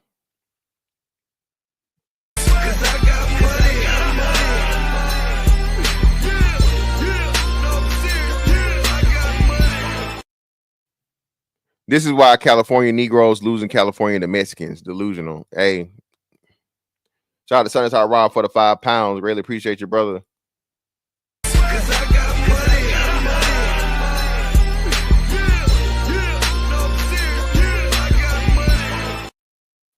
Niggas are big, bad, and gangster until the biggest and baddest gangster rolls up on them, the government. Exactly. All these niggas fold, bro. All this gangster shit, all this taking nigga shit, all this, you know. And again, whenever that motherfucker white man come around, niggas laying it down. This nigga been a rolling 60s enforcer, gang member, extorter for, he said, 20 some years. And now you just finna walk yourself in, my nigga? Ain't real street niggas supposed to go out in a blaze of glory? Right? We don't want to fight the cops, my nigga, like you fight them niggas that owed you that money. At least get the cops a hand to hand, my nigga, right? At least stole them a fade, my nigga. You have a fade with the motherfucking arresting cops. You just let them people say they had them people kicking in your door and shit. You ain't kick nobody in their chest. They kicked in several of your properties, brother, and you didn't kick in nobody's chest. You didn't give them a motherfucking, this is Sparta. But for the poor fucking NBA players and rappers and movie producers and actors and everybody else, anybody of anything that wants to come to motherfucking, they got to check in or get beat the fuck up or robbed or shot. Come on, bro. What are we doing, bro? This is crazy.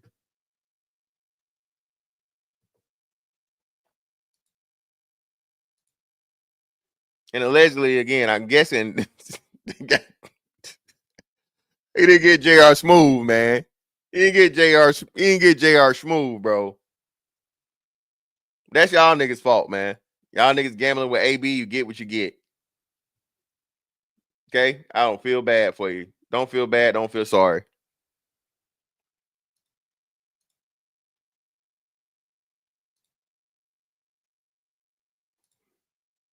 Yeah, exactly. Where was the discipline on the police, man? Where was the DP on the motherfucking on the police, man? Y'all ain't never DP in the fucking police, nigga.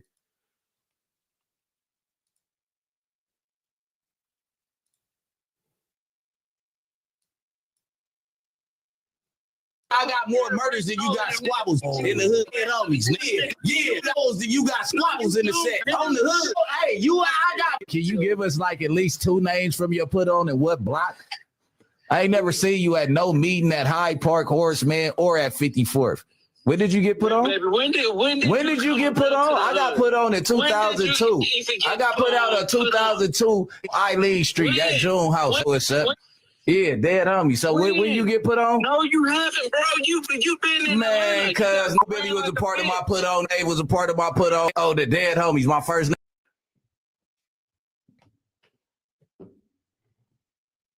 I mean, well, Big U got a point. This nigga done gave you, he got more murders than a nigga got fights. So you know, that's at least, I guess, 2. Every nigga got at least 1 fight, right? So there's 2 murders. All right. He gave him the address or the you know, the very, very close vicinity of the location of the meetings as to where the Crip meetings were happening. Then what? He started naming numerous gang members that were involved in his put on, which I understand the put on involves aggravated assault at the very least. So yeah, this nigga just did a whole bunch of telling. All right, and we're not going to get into it. Remember, this is Mr. Booker. This is Mr. He will put his fingers in your booty hole. Okay, this is Mr. He will put his fingers in your butt. Proudly, he said this multiple times on the internet. So if any man that says he will put his fingers, okay, all right, he will digitally insert himself inside of another man, will say anything on the internet. You hear me? Any nigga that will seriously, not even jokingly, he seriously threatens a man with penetrating his you know, his anus with his fingers will say anything on the internet. Why are we surprised? His name was Baby Wild. He's an Izzy turned East Coast. That was the 3rd squabble. Who did you squabble, gang? Everybody. Who? You didn't squabble. Everybody. You would have went home stuff. Such a. You didn't. Hey, you come up here with 30. None of them was from 60s. You ain't. I got more. Hey, man. Shout out to Valerie Smith. Appreciate your love. Shout out to Valerie with the 20 ball. Ain't nothing but some money. And then another 20 ball. Ain't nothing but some money. Both of them for support. Greatly appreciate you, love.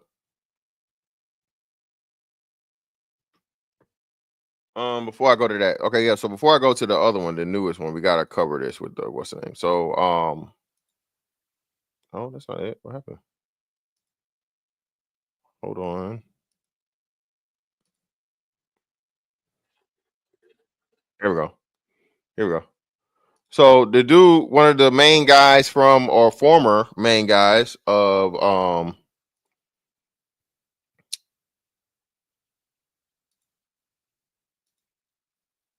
No Jumper, right? Provided all of this evidence right here.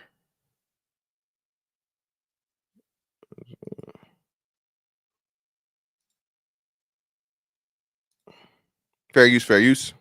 He rose to prominence in that gang decades ago, and he has since been a fixture on the internet talk shows and podcasts, all things that law enforcement have looked at closely as part of this investigation.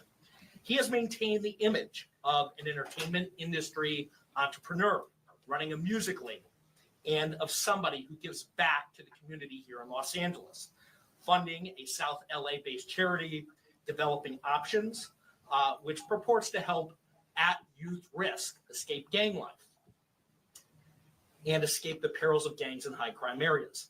The facts alleged in the complaint paint a very different picture. It is one of a murderer, a thief, a liar, and a cheat, and the criminals that enabled him.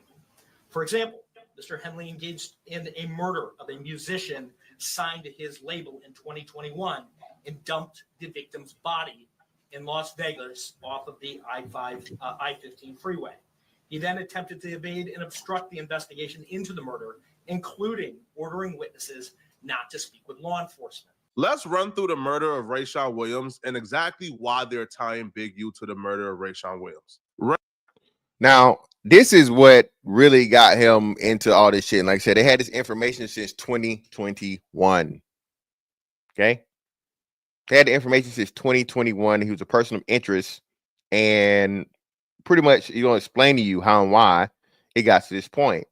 So at the very least, this dude is trying to even play off like this has something to do with people snitching and all this other shit, rather than, bro, you killed somebody and they find your DNA under his fingernails. You killed a man that was signed to your label, that was a friend of your son's. You killed him, dumped the fucking body, and when they did during the fucking autopsy, they found your motherfucking DNA under his fingernails. Okay? Why they always check the motherfucking fingernails? Thanks to fucking CSI. When a person is being assaulted or something in close range, more likely than not, if you have nails, you're going to scratch that person, especially if you're fighting for your fucking life.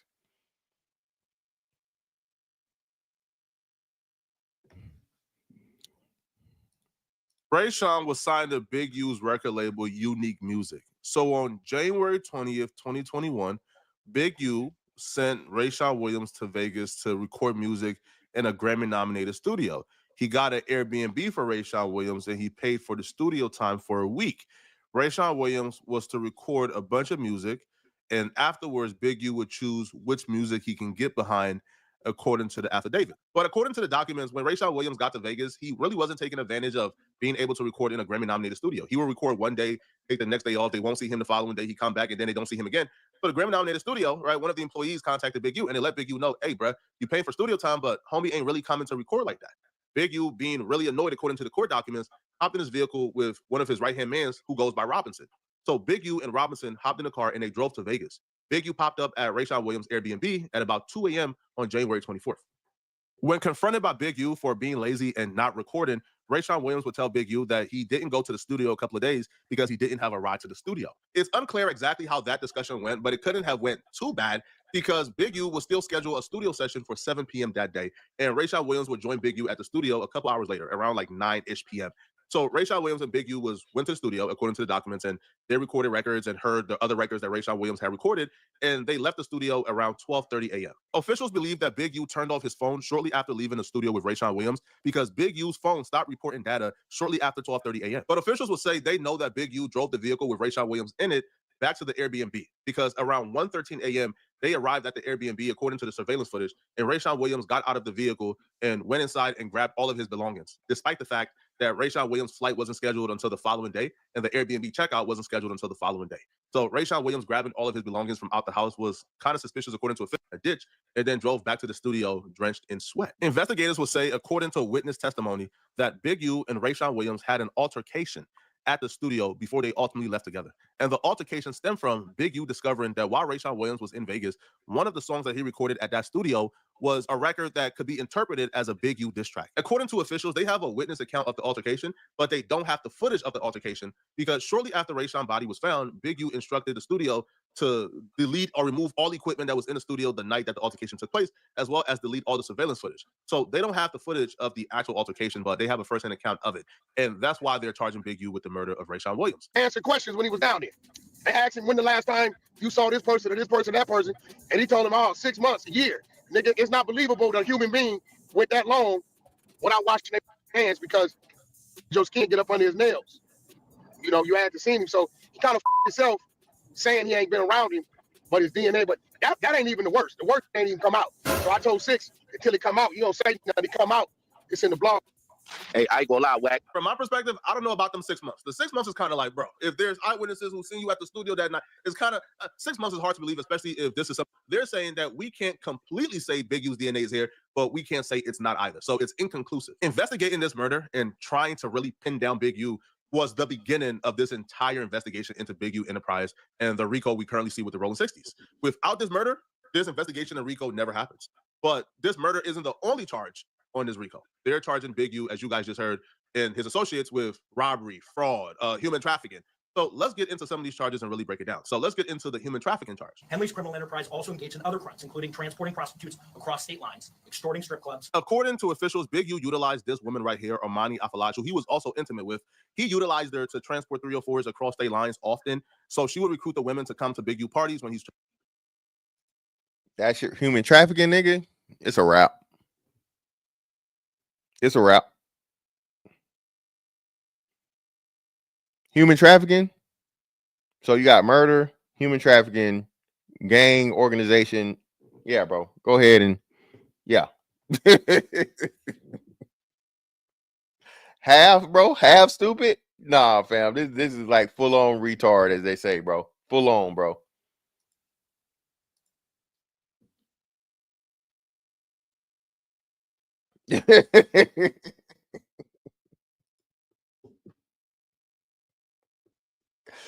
Indeed, Silencer. Indeed, man. We gotta run it back. You going to jail. That statement gonna send you to jail. Listen, man, bro, what y'all, bro? What make y'all think, bro? A lot of these street niggas, bro, wives is just like fronts, bro. Especially street prison niggas or whatever. They wife be a whole beard for a side bitch and a side nigga. Do we really got to do this? All right. Chilling with the boys. Now, according to police, one of these interactions was actually captured on wiretap, which is severely underwhelming. When we hear the charge human trafficking, I'm thinking something crazy. Right, like busting down some 304s, bro. I guess it's considered that. The human trafficking dates back to an incident that took place November of 2022, which really highlights how long they've been investigating for. So in November of 2022, Big U paid Afalaj $1,000 to transport 3 women from the Central District of California to Las Vegas to engage in prostitution and other crimes under Nevada law. The feds, being armed with this information, decided not to go to Big U because that's who they want. They decided to go directly to, let's call her by her first name, Armani. So the feds went to Armani and presented her with everything they had. They said, yo, we got the wiretaps, bro. Do you want to be honest with us? And she kept it honest with them. June of 2023, they went to her house and they told her they got the wiretaps. They know everything that happened and they planned on charging her with sex trafficking if she don't cooperate and speak to them. So she admitted that she promoted prostitution, but she did say that she doesn't think that she's a pimp. She's just known for bringing the hose around whenever she's asked to bring the hose around. Now, to robbery, to murder, to tax fraud, and to human trafficking, all under the umbrella of a well-organized criminal. His associates reflect a pattern of crimes that runs the gambit from extortion to robbery, to murder, to tax fraud, and to human trafficking, all under the umbrella of a well-organized criminal organization led by Mr. Henley. Let me say this again, man. Hey, do not let, if you care about your sons, your nephews, your godsons, your little homies, whatever, bro, don't let them be no fucking rapper, bro. Don't let them be no rapper. Don't let them get involved with rap music, bro. Your motherfucking mortality rate goes down by fucking 1,000%, my nigga, if you're a rapper. Like I said earlier, you either gonna fucking get locked up, overdose, or get murdered. Trouble, fucking, again, his shit was totally outside or whatever, right? Trouble, just his killer just got 20 years in prison, bro, on a plea deal for murder, which I didn't even know they gave those. Some ain't shit tender dick ass nigga killed him because he was fucking with some girl, and who knows if he know or didn't know. You know what I'm saying? But dude murdered him. Now he finna sit down for 20 years, and the bitch out here riding another dick probably as we speak.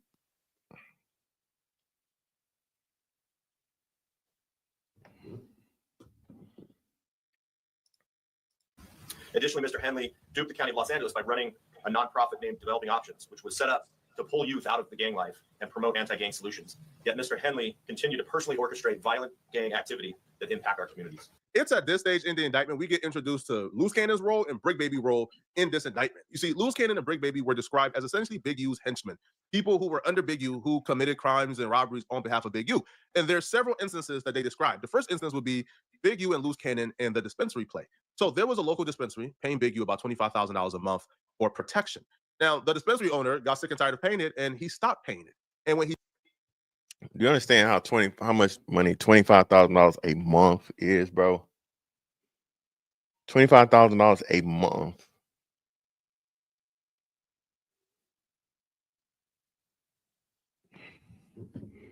He stopped paying the $25,000 a month. Big U said, oh, according to the officials now, Big U said, oh, okay, you're not going to pay no more? Okay, cool.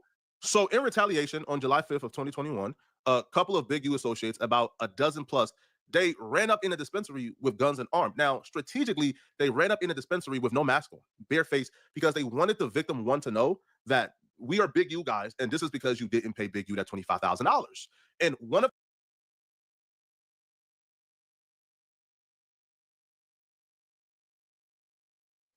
Remember this nigga complaining about the internet and all this other shit, right? But he completely totally leaving out, again, sworn statements of victims.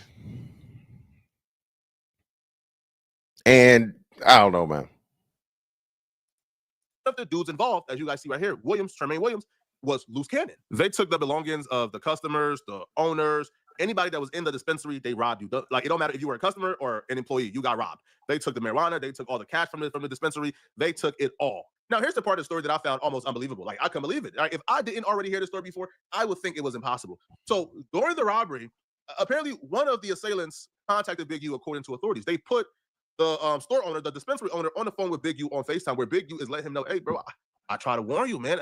I told you to keep paying that $25,000 according to officials. Now, Flacco, I don't want no smoke. I'm just reporting the news, people, all right? So after they robbed him, they put, the dude on FaceTime with Big U, and, Big U essentially said, all right, listen, they taking your stuff to my crib. Come over to my crib, and we can have a conversation about you possibly getting some things back, but, we got to reinstate our original agreement. So the victim went to Big U's premises, as you guys see right here, and others were there, including Loose Cannon, according to the victim. Now, Big U told this person, that's how you rob yourself. Then Big U demanded $10,000 from the victim to ensure that other robberies did not occur. Now, according to reports, Big U also directed the victim to identify other businesses or dispensaries that he could similarly rob and assure that the victim, would not get robbed himself, and they will also compensate him from whatever they get. They reinstated the agreement, but it wasn't 25 bands a month as it used to be, because he was no longer at that peak of business. So they agreed and settled on a lower amount. But here's the thing. Victim one went working with the police, bro. He said, bro, I done had enough, bro. All right. Shout out to this hero. This man right here may have saved the whole fucking region of LA, Cali, wherever the fuck this shit is, by doing what he should have did in the first place, and went immediately to the fucking authorities. Had a motherfucking setup as to where, hey, yeah, man, I don't want any smoke. I don't want any problems. Okay. Hey, whatever you want, man, come by at this time, this whatever, so on and so forth, to pick up the drop, and we're going to be good to go. Okay. All right. I would have immediately fucking alerted the authorities, had on a wiretap, had nigga put some motherfucking put an air tag in the money, nigga. Everything they got, everything you need. But I'm not about to play this game with you, man. I'm not about to do this dumb shit.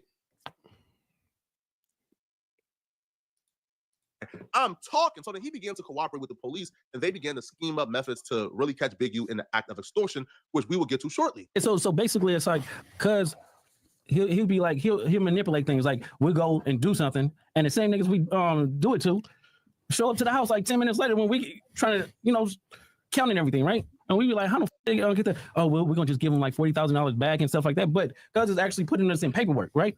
And like doing like real police. I seen he get like 20 guns, and when he got 20 guns, he's selling them to the homies. But I'm like, why are you writing down the serial numbers? So it's like he was doing like shit like that, and I didn't catch on. So it was like,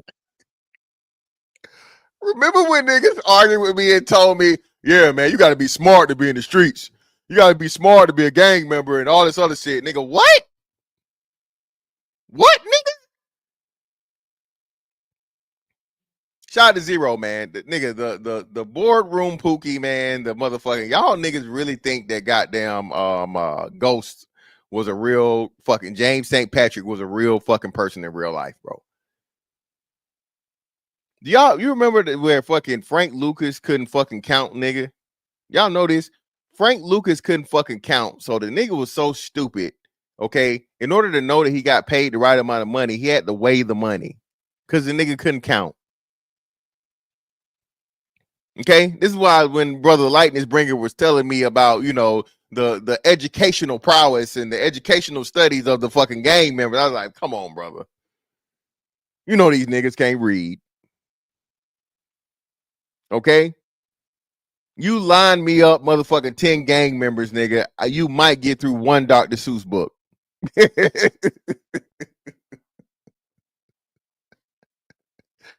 I do no like ham Sam I am 10 of them, nigga. You might get through one Dr. Seuss book. All right, can we stop the bullshit, man? And shout out to all the fucking reform gang members, man, is actually turning their life around and trying to keep people out the street life and street shit and so on and so forth.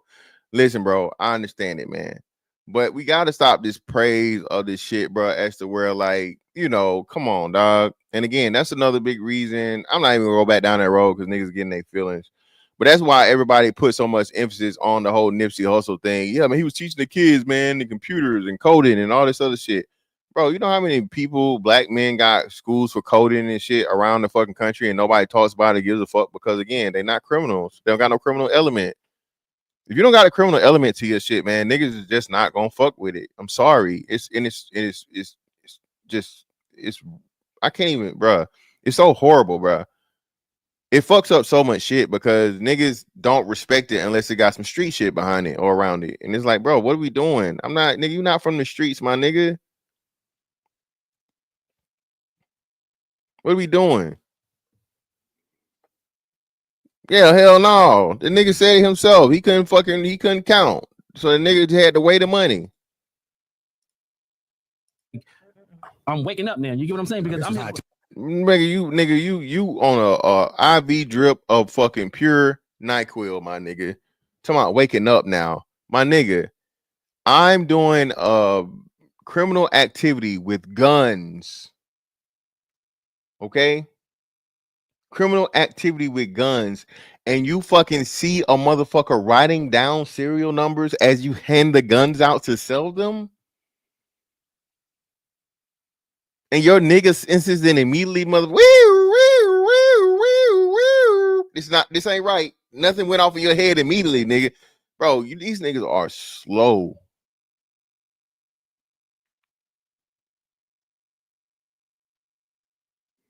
Slow, bro. Text it out. I'm his right hand man. You get what I'm saying? So when it came down to like dirt and stuff like that, I'm gonna get it. You get what I'm saying? And then like One So day, you know why he wanted to get a dude back to 40, right? That's the exact sequence of event that took place with the dispensary. Robbed the dispensary. The person is at the house because they FaceTime Big U allegedly, according to the documents, while at the dispensary. They agreed to meet up at the crib. They meet up at the crib. They give the guy a portion of his money back. Told him, hey, bro, you got to get back on the payment plan. According to the document, Loose Cannon admitting to this on No Jumper contributed to him being charged and indicted for it because the victim been saying Loose Cannon was involved, but there's no video footage of Loose Cannon involved. There's no surveillance of Loose Cannon involved. But Loose Cannon saying this on No Jumper led to the feds indicting him for being involved because the victim statement and your statement aligns with exactly what took place. So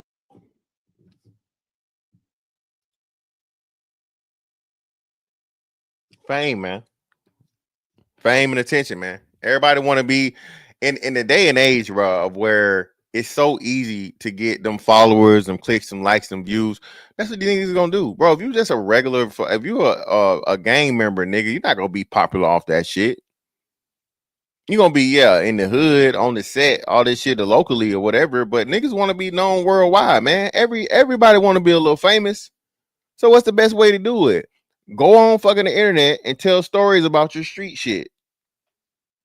Now, smartly, if anything, it would be extremely, you know what I mean, limited to, you know what I mean? All right. Or allegedly or hypothetically, never fucking I did this and this and this. And so these motherfuckers gonna line this shit up. Man, come on, bro. They do. Hey man, shout out to them, man. Saving black communities, man. Listen, Vlad and No Jumper and fucking Adam done saved more black people than damn. Hey, a lot of these fucking activists out here. Just saying. Oh, this is bad. In that same interview, Loose Cannon would break down how they robbed Meek Mill at the instructions of Big U, and they were able to extort $50,000 from Rick Ross. But Big U took all the money and iced them out, and that's how they fell out. because it's actually putting us in paperwork, right? And like doing like real police shit. I seen the nigga get like 20 guns, and when he got 20 guns, he's selling them to the homies. But I'm like, why are you writing down the serial numbers? So it's like he was doing like shit like that, and I didn't catch on. So it was like, I'm waking up now. You get what I'm saying? Because I'm his right hand man. You get what I'm saying? So when it came down to like dirt and stuff like that, I'm gonna get it. You get what I'm saying? And then like one day, you know why he wanted to get a dude back to 40, right? Because he was gonna make dude give him 20 for getting it back. Of course. And kept you out of it. Of course. He did that to when I did that to Meek Mills and Rick Ross. What'd you do to that? So the club, when you sweat him in the club? Yeah. Dude, and Meek and Rick have no idea that Draw sent you out. No, yeah, they sit there because I called Ross. I'm like, Ross, Boy, this drop shit off, get crazy. drop off the 50,000 and we're gonna let Meek live on crib. So Ross dropped off the 50,000. And so me and the homies, we Listen, man. And Ross, bro, this is your second allegation or whatever, because he had to run in with the GDs and shit for using the Larry Hoover shit. And he, you know what I mean, canceled shows and swore he wasn't paying no money and all this other shit and whatever. So now Meek and you a Philly, like, bro, all this shit is bad, bro. All this shit bad. Oh shit, my bad. Damn, Tyson, ain't come in. Yo, what up? Can you hear me, Tyson? Can you hear me now? Yeah. Yeah, what's good? What's good, man? Man, I got a lot to say if you don't mind. Is that cool? Yeah. Well, let me finish this out and then we'll get to it. Let me just finish this video. We'll hop into it. Got you. We go back. He stopped answering the phone. He stopped picking up. Loose Cannon and Big U's relationship, as it's identified in the document, it's similar to Big U's and Brick Baby's relationship. Now, Loose Cannon is indicted for doing robberies on behalf of Big U. Brick Baby is also indicted for doing robberies on behalf of Big U. On November 11th, 2022, Brick Baby and Big U had a conversation that was wiretapped. During that conversation, Brick Baby identified as Mitchell. Big U identified as Henley. Mitchell, Brick Baby, was having a conversation about how much money Brick Baby should give to Big U in the recent robbery they partaked in. Now, if we scroll down, you will see Big U is talking to another gentleman in a wiretap call, and that conversation goes, they robbed which is Brick Baby, from some ish. They made a ninja call his plug, and then they booked him. So in another wiretap call, Big U was talking to somebody who confirms that Brick Baby made somebody call their plug, and then they robbed the plug. And apparently, Big U only got a portion of the money because they had to split it between 5 to 7 people. And remember the owner of the dispensary that allegedly got robbed by Loose Cannon and Big U? Well, that owner began to cooperate with the feds, right? Began to cooperate with police. And they began to record all his interactions with Big U. When Big U called demanding he bring his weekly payments, when he pulled up to give Big U the weekly payments, all of that got recorded on video. This is one of the dudes. Exactly, man. Shout out to that hero, man. Shout out to that hero, man. What's going on with you, Tyson? What you got going on, bro? Okay, first things first. I'm definitely get to Big U. You can hear me, right? Yeah.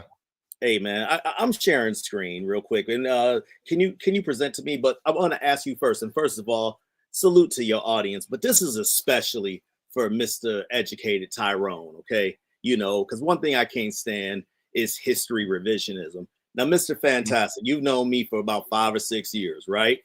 Yeah. Okay, what's my favorite sport that you've seen me go to the matches and all that for? You know, Football. Boxing. Oh, boxing. Okay, well, boxing. Okay. Right. Can you share my screen for a second? Yeah, it's got me and you for now. It's not the right tab, I don't think. I'm saying share screen already. It says stop sharing. Or Yeah, I'll stop and restart. I think because I did it beforehand. Now, this is important, like I said, just for the history revisionism and all this. And I said I'm going to prove a point where we will never hear this about Nipsey Hussle ever again being this national global icon. I'm sharing now. Oh, I got it. I know what's happening. All right, what do you see there? Do you see there you go. Yeah, there you go. Okay. Do you see it says Rock Nation? Okay, here, I'll just go to the end. I went to this fight. This is you know who Andre Ward is, right? Yeah, of course. Yeah. Okay. And the audience, Andre Ward was really on the come up in the mid 2010s, but he retired suddenly, but a hell of a boxer. This is when he signed. Remember, here, let's go right here. Jay-Z tried to start a sports entity, Rock Nation, right? Okay, and I'm sharing this on the screen right now. And he signed Miguel Cotto and give me 1 second. Miguel Cotto and obviously Andre Ward. He tried to sign Adrian Broner. If you remember, Broner basically told him to go fuck himself or what have you, and he regrets that now because Broner's broke. But I digress there. I'm gonna look for a certain name here, right? Nipsey Hussle. So at this place or at this boxing card, Nipsey Hussle was performing. This card was on BET, which means free TV. It wasn't pay-per-view. Now, let me ask you a quick question, Fantastic. How many mixtapes do you think Nipsey Hussle had out before, let's say before 2015, when this was? Yeah. Take a guess. Probably like 50. Okay, not 50, but 10. All right, and we'll go through it or whatever, right? He started out in 2005. You see, I'm showing his discography now, right? All right, up until 2015, this is about 10 official mixtapes because he only had one studio album, right? And let me be clear, I don't think Nipsey was whack. I like some of his songs. I think he's a cool brother, but this making him like he was this national artist and all of this, I believe that whole getting a funeral at the Staples Center, like Michael Jackson, that was some contrived nonsense if I ever heard in my life. And no disrespect, he did. But the point I'm making here is this, and I'm gonna stop sharing for just a second, and then I'm gonna reshare. So Nipsey's performing at the event, right? I'm gonna reshare, but I gotta, I want the audience to hear this shit. The point I'm making is that this dude was nowhere near as big as y'all try to make him. It was death that elevated him. Stop the lying, man. Y'all, you know, Educated Tyrone, people like you who revisit history, who has revisionist history, you guys make me sick in how you just basically just change things similar. Well, I won't say similar to that. God forbid if I said that name. It was death that elevated him. I'm resharing, right? Let me know what you see. Yeah, so what's the name? It's the event. Okay, I'm gonna play when Nipsey was performing at this show that I attended. You ready? You tell me. 1 second. Let's just play a little. It's only 1 minute 35 seconds. I want to play about 20. Maximize it first. Make it full screen.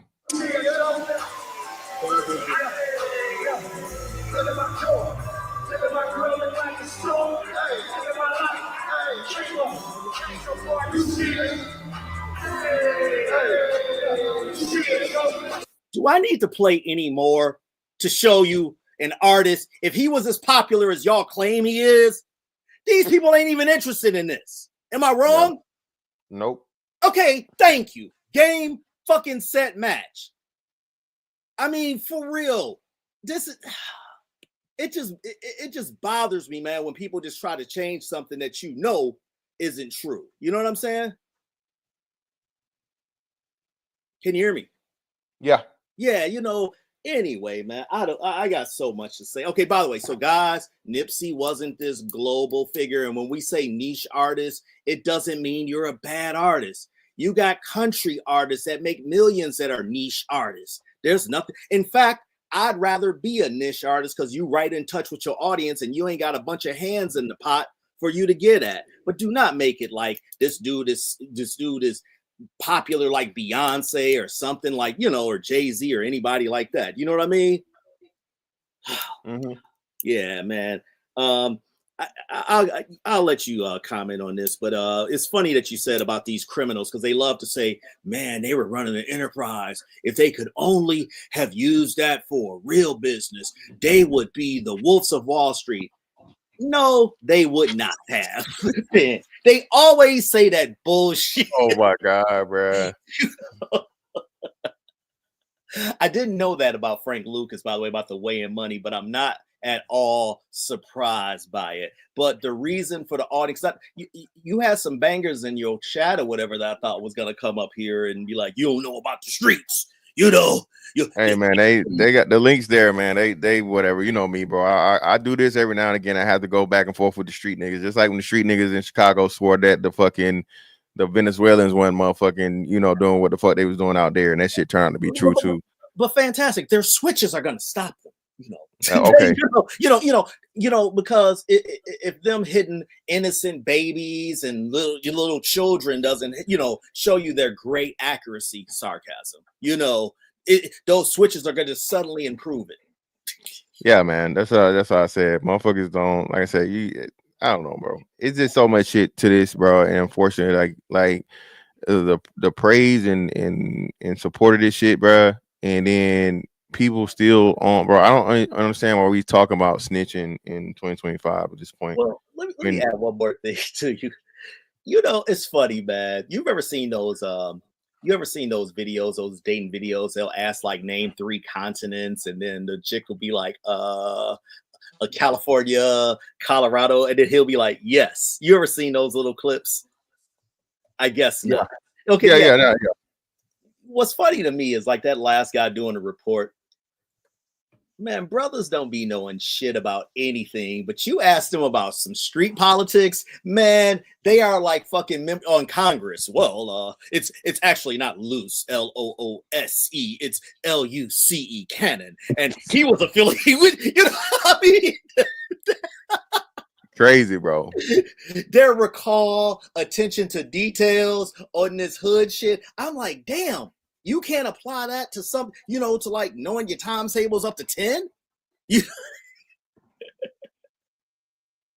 Niggas can't read. Niggas can't do no math.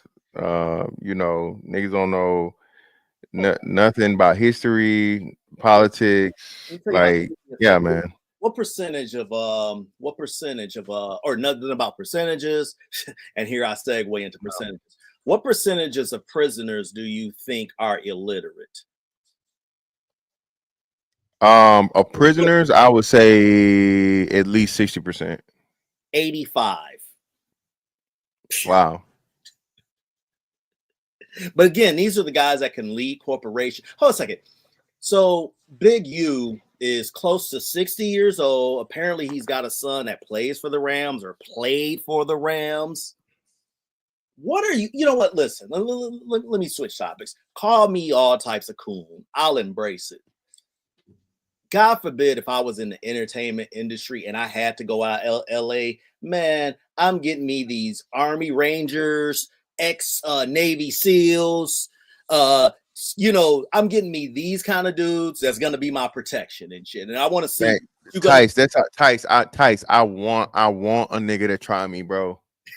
With that, I want it. Who, what? Who paying what? Who doing what to who? And all this other shit, bro. Like you said, that's just the one I got with me. You don't even see. You don't understand. You know what I mean? Being tactical. So, like I said, you don't even see the other 2 guys that are across the street or whatever, so on and so forth. They don't even know that's with me, right? I only got the one walking with me for whatever. So you think that's the only one? He's already got the drop on y'all because they see you following us around, right? So. We pull into this and check this out, Tice. I'm in a motherfucking bulletproof fucking vehicle. I got the motherfucking bulletproof goddamn lamination to go over my glass, right? So I'm purposely gonna pull into the fucking cul-de-sac, let you dumbass niggas hop out the car, and if you get to shooting this, whatever, I don't really fucking care. I don't care, right? But now the fucking truck is finna pull up behind you. It's finna kill all of you niggas, and we gonna wait there for the fucking police to get there to tell them what happened, while it's all on fucking dash cam or whatever. You feel me? Like, what are we doing, bro? This is what bothers me. I sent you a super chat. It must have got past you, but I said you never hear. I never heard this anthem. It was something to the effect. I never heard this anthem. I think I'm John Gotti, Al Capone, getting work, extorting my own. I never heard anything like that. So these guys like to say, well, we extort because you extracting our resources. Well, what are y'all putting back into the community? Because every one of these places, even in my hometown of Detroit with Trick, the neighborhoods still look like shit. You know, they acting like they putting it back into the community, and they not. You know, so what is this all about? But then these are the first people to claim white supremacy is the problem. Wait a minute. I just said that damn near 70% of you cannot read. 85% of you in jail can't read. But you say white supremacy is the problem. So your solution is we're going to tax all these entertainers who come here because we don't like the fact that they fucking our hoes, or they, you know, people find them entertaining, so people want to pay for them. So we need to get a tax on that. I mean, who needs white supremacy when you're doing it to your own? I'm telling you, man, the KKK and none of this shit had to work for I don't know how many years. Well, let me read super chat, man. Like I said, I know what it was now. It was one that showed up. It was after y'all, so I saw the one. I clicked on the newest one. I saw. My bad.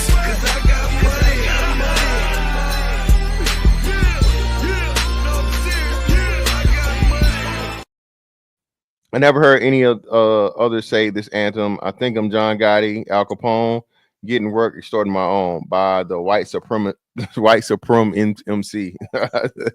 Shout out, man. Shout out to Sir Tyson of the 5. Appreciate you. Shout out to Lightness Bringer, Darkness Dreamer again for another 2. Appreciate you, brother.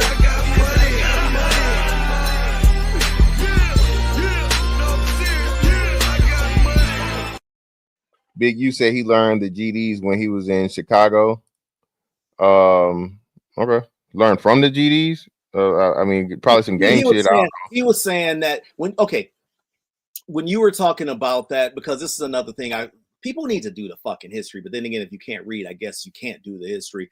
But when you were talking about how the Black Panthers was feeding breakfast like they fucking McDonald's and shit or whatever, you know, and how a lot of these so-called criminal organizations, you know, this is what they give back to community. They don't realize that money, like with the Black Panthers, came from the Russians, and they were really, you know, and they were really trying to not exploit, but when you're trying to lure people in, basically create like Trojan horses and things. Like it was a Trojan horse gesture. Yeah, it was one of the many motherfucking communist Marxist movements to get black people to overthrow the United States government from within. Yes. Right. But niggas don't know that. I mean, no matter how many times we tell them that shit, Tice, they don't know it. Niggas won't pick up a fucking. You don't even gotta pick up a book at this point, Tice. You can literally just Google it and watch the shit on YouTube, and they'll explain the whole thing to you. Exactly.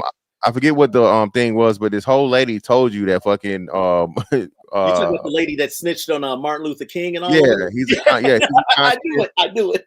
He's a communist, and you know, and they literally told you the whole "We shall overcome" is a slogan that was a translation of the slogan they used in Cuba during the Cuban fucking takeover, right? The Cuban crisis. Si se puede.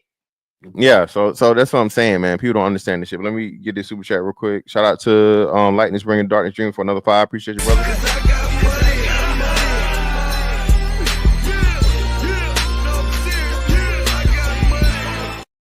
Listen. Chicago gangs went to war with the Chicago Mafia and pushed them out because they were exploiting the community with no benefit to the community. Brother, if you believe that, brother, I got some. If you believe that any nigga organization pushed the Mafia out, brother, I got some motherfucking beachfront property in Antarctica, brother, ready to go today. Please hit me I'm up. not gonna even, you know. Yeah, man. Listen.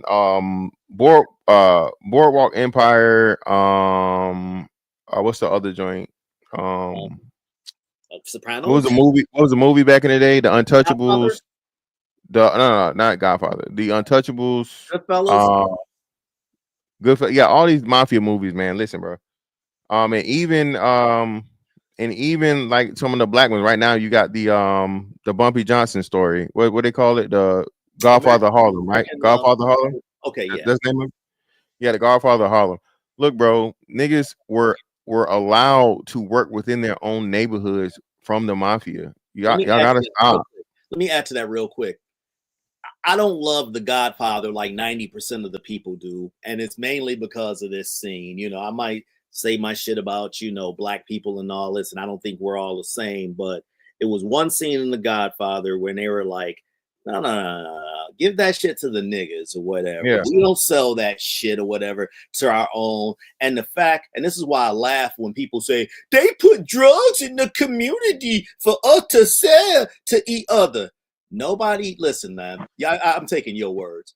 You can put, I know some in the chat are like, shit, I'm taking it. You can put a whole mountain of pre-rocked crack rock, pills, powder cocaine in front of me. First thing I'm doing, police, this shit ain't mine. Get the fuck away from me. You know, my point is that they could put those things there in the community. You're the ones that decide to rock it up, create a distribution network, and sell and all those things, you know. So don't put this on other people, you know. And they tell you what they think and that, no, it ain't good enough for our community, but you guys can have it. And then we'll send people down there to get it from you all, but you won't buy it in this neighborhood. Yeah, man. Indeed. That's the crazy part of it. Kiss you already. What's up with you, brother? What's going on? You can hear me? Yes. Yeah, loud and clear. Yeah. So yeah, I'm glad this is happening because all you see on YouTube is niggas talking about how they gonna fuck your bitch and how they gonna how they used to terrorize their community when they was in their heyday. No Jumper. That's all Vlad. It's all on Vlad TV. No Jumper is these major gang niggas. They're the original gang leader from 1976 and how they used to terrorize other black people. So I'm glad this is happening. Maybe this will be a lesson to the next generation that come after this one, what not to do. Hey, what's your name, bro? Kiss Yardy. Or Yardy. Yardy. Well, what's good? Have you heard, like, and this is your time, but I've heard people say, look at what Trump doing to black man. And I'm like, dumbass, this investigation actually started in 2020. What the fuck are you talking about? But even if it was Trump, I personally don't care. Hold on, 2020, was it Joe Biden? Exactly. No. That's the point of me saying that. Yeah, the investigation started in 2020. So I mean, like, so Joe Biden was so you should blame Joe Biden for that, not Trump. Well, I personally don't. It was just under his administration. You know how people see it as an umbrella. Yeah, but regardless, this is a criminal that's extorting black people, black celebrities in LA. He's not extorting. He's not messing with the Mexicans. He's not messing with white people. He's messing with other black people. Other black people that's coming to LA to shoot a movie and make money. So if I was black people that are intelligent and smart, I wouldn't go to LA for that purpose. Yardy King, let me jump in real quick. Think about this, and I'm not the biggest Shaq fan, but I respect Shaq. These MFers got Shaq out of LA. That's what I'm saying. Come on, bro. You telling me they ain't menaces? I mean, come on. Because right now, because the thing is, if Shaq were to, I guess, push back, Shaq would get in trouble, not them. Oh, absolutely. Oh, well, listen, I blame Shaq for even getting involved with them, but he was probably being genuine, thinking, yeah, I'm sitting on 100 in 1999. I'm sorry, 1998 already. Giving them this little money ain't gonna hurt. Then realizing, damn, fantastic. You might remember the details. Shaq was messing around with somebody's wife, or somebody was messing around with his wife, or something. I mean, it was something that really got him hemmed up. That he had to separate. You remember that story? Yeah, the only thing I remember him dealing with was he was dealing with the Superhead girl, but I don't remember anything. He was somebody in your chat probably know what I'm referring to. I'm not just making this up out of thin air. Basically, I won't say that they were supplying him with women or whatever, but they had some negative shit on him that wouldn't have looked good for his image. Let me just say it that way. Wow. Yeah, man. Like, I'm glad it's happening. Like, this purge needs to happen. Like Fantastic Messiah. And although I disagree with Charleston White, he's right. Start snitching on these people. They're in your neighborhood. They're not helping y'all progress. They're tricking the young niggas into gang banging. And where does it all lead y'all? Jail, in prison somewhere. So it's like, yeah, it's about time we got rid of that element. And I'm getting tired of niggas talking about a nigga going to prison. He going to go get a college degree or some kind of high school degree, come out, and he does something good for the community when you had niggas already doing something for the community, but you called them lame. I grew up at a time. Listen here.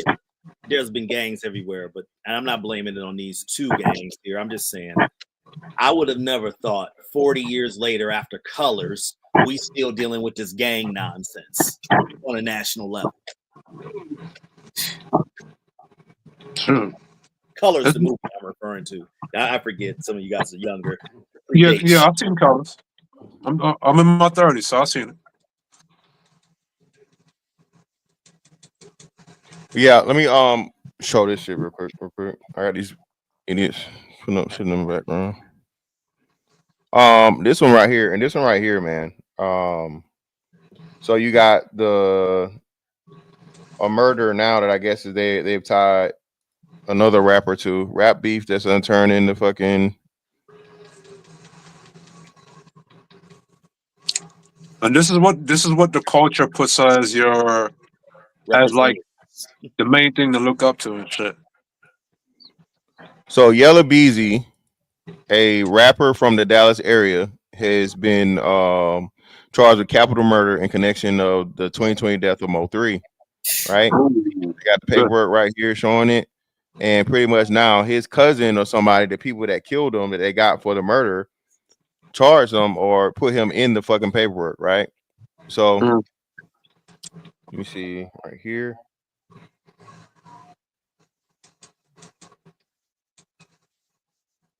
Have you honestly ever heard of Yella Beezy or know his music? I'm not trying to. Yeah. That's on me. That's on me was a pretty solid what's name to the young niggas that say I don't listen to music.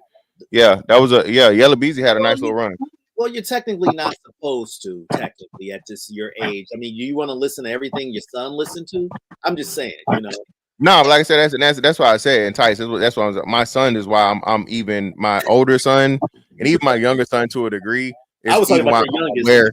You feel what I'm saying? That's why I'm aware of any of the new shit that's going on because I don't listen to that shit. I'll either overhear them listen to it or they'll be like, "Yeah, Dad, this shit right here, you know, whatever." And I'm like, "Come on, man, stop playing with me." I know Yella Beezy. He used to come in. I mean, I've seen and heard the name, but he used to come into the ring all the time with Errol Spence. Yes, Errol. Him and Errol was tight. Him and Errol was like best friends on some shit. Right, and now and Errol Spence, who's trying to get his career back together. It's like you got the stain of being associated with somebody who's wanted for attempted murder. You think that's good for your brand? Hey yo, if you're like Fantastic said earlier, if you're a basketball player or you're a doctor or lawyer, you're no longer the same thing as the street nigga blacks. You're on a different level, so you shouldn't even be involving yourself with those type of people. I'd almost beg. I agree with your premise. Well, I look at Steven Jackson, and he's exactly what he is, you know. But I get what you're saying in general. What it seems like what you're saying is that you got the opportunity to separate yourself, but yet you still choose to relate with that. Like, I'm talking about like on some elitist type shit. Well, no, exactly. It's no different than what Fan has said about Adrian Broner. Like, why do you need to go to a dice game like this? And how you a boxer? You're on Floyd Mayweather's team. Why are you involving yourself with Big U on that? So it's like, and that's the fucked up thing about the culture is like you have to do that stuff to be I guess acknowledged or get the validation. Yep. Which is trash. And now. This one right here is Filio Foreign, another one of these, you know, I think he's a New York drill rapper, one of these drill rappers or whatever. This nigga locked up because he's accused of pointing a gun at a woman who asked for a jump start New Year's Day, allegedly warning her, if I see you parked here again, there's going to be a fucking problem. So this nigga out here pulling motherfucking pistols on just random ladies that need a motherfucking jump in the wintertime in the cold, freezing Hold on. New York, man. It's wild. Who was that? Who was it? Was that somebody or that's just a regular dumb nigga? No, Fivio Foreign, he's a rapper. So wait a minute. In New York or he's from New York? He from New York. I imagine it happened in New York. I'm pretty sure it did. You realize how restrictive the gun laws is in New York? Yeah, it is. It's very restrictive. Yeah, but that's what I'm saying. That's what I'm saying. You know what I mean? I live in New York, so yeah, it's the gun laws is very strict. Yeah. Criminals don't give a fuck about laws. Man, I had a friend who was driving to Massachusetts, and he had his strap in the and he drove through New York. Man, it was utter hell for him to get out of that, And mind you, he's driving through city limits with it. Admitted he had it, and said he was ignorant of the laws. They didn't care. He said it cost him about between $5,000 and $8,000. Yeah, New York, police, like a lot of shit is corrupted out here in New York. So they're probably like, what you call? Yeah, I didn't know that. I didn't know Fivio was affiliated with Dirk, and then I didn't even get to the Dirk part. Dirk is going away too, bro. All these people fucking snitching and telling. You get somebody fucking murder for hire, nigga, you are going to jail too. Hey, okay, between their testimony, just real quick, between their testimony and the fucking text messages, a phone call, data they're gonna have on the shit, bro, you going to fucking jail. Go ahead, Tice. Hey, help me understand. There's one of you guys in the chat. I can't see the chat now.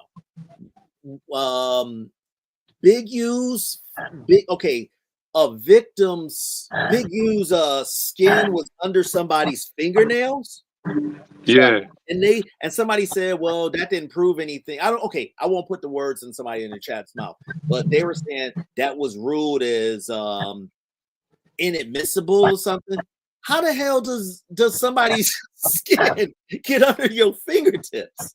It's probably that altercation at the that Mr. Fantastic mentioned. It was the altercation that happened at that whatever they was going into at that place that probably put the skin under his nails there. Here's a man that you definitely don't want to stand in front of shooting coming up. What's up, Freeman? What's going on, bro? Hey, what's going on, Fantastic? Can't complain, man. What up, Free? Yo. Going hey, on? y'all was talking about class separation, so I had to chime in. Yeah. Hey, Delineate. Hey, Free, I saw your Instagram, man. Hey, fan. Freeman's my pistol instructor, right? This dude is like a dead-on marksman, man. He posted something, man. It was like, you know how at the amusement parks when you used to shoot like into the star? You remember that whole thing? Yeah, man. Yeah. That whole thing was empty and there was no other bullets around the whole thing. The dude is a straight up marksman, man. I do what I can. I know how to shoot, man. On the delineation tip, yeah, man, you have to separate yourself, right? There's two kind of black cultures, man. The one that is all effed up and the one that is functional. You got to choose what you want to be a part of, right? Exactly. And they keep crossing each other. Yeah, and look, the people that, and when you say choose, you got to choose. You can't go back and forth, right? Nope. It is like I am this, I am not that. That's for them. Right, like Shaq trying to mess around. That's why he got rolled up out that. Right. Yep. If you don't want this to be a problem, go hire Eric Prince, get you some door kicking veterans, and it's gonna go away real quick. All that come check in nonsense, done.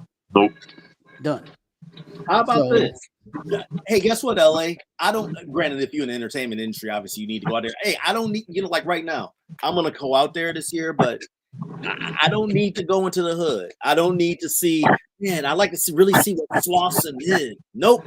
And American Negro, maybe you can escort me around. I don't know. Yeah,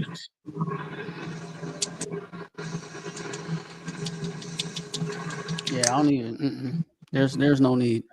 I don't even mess around with like ghetto anybody. No.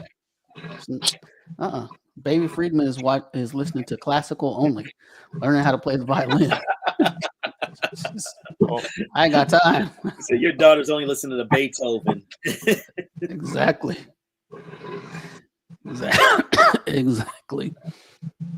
She came home singing something. I was like, "Where you hear that from?" And then she snitched our grandma. I was like, "Hey, grandma have to talk." Yeah, Freeman. That's what I'm talking about, man. Listen, they want to downplay that, and that's what we're trying to say all the time.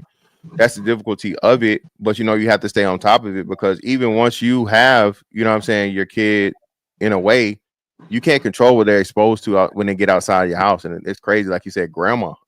Like, you feel me? People don't have, what I mean. They may think it's innocent or in everything, and like you said, they're just trying to usually conform to whoever they're around for the most part. But that's what I'm saying. Go ahead. No, you know what we didn't chat about? I love how conciliatory these motherfuckers are after the fact. I'm talking about, like, when you played Big U's little mess. I'm turning myself in. All I was trying to do was, help out the community. This is all nonsense. They just coming down on me because I'm a black man. And like, nigga, shut the fuck. What happened to all that tough shit that you probably told somebody when they was being intimidated or extorted? About you stand on this or whatever, you do what you do. It's funny how they conciliatory when they know that they can't beat this. The only public opinion they got is the people that really fuck with them.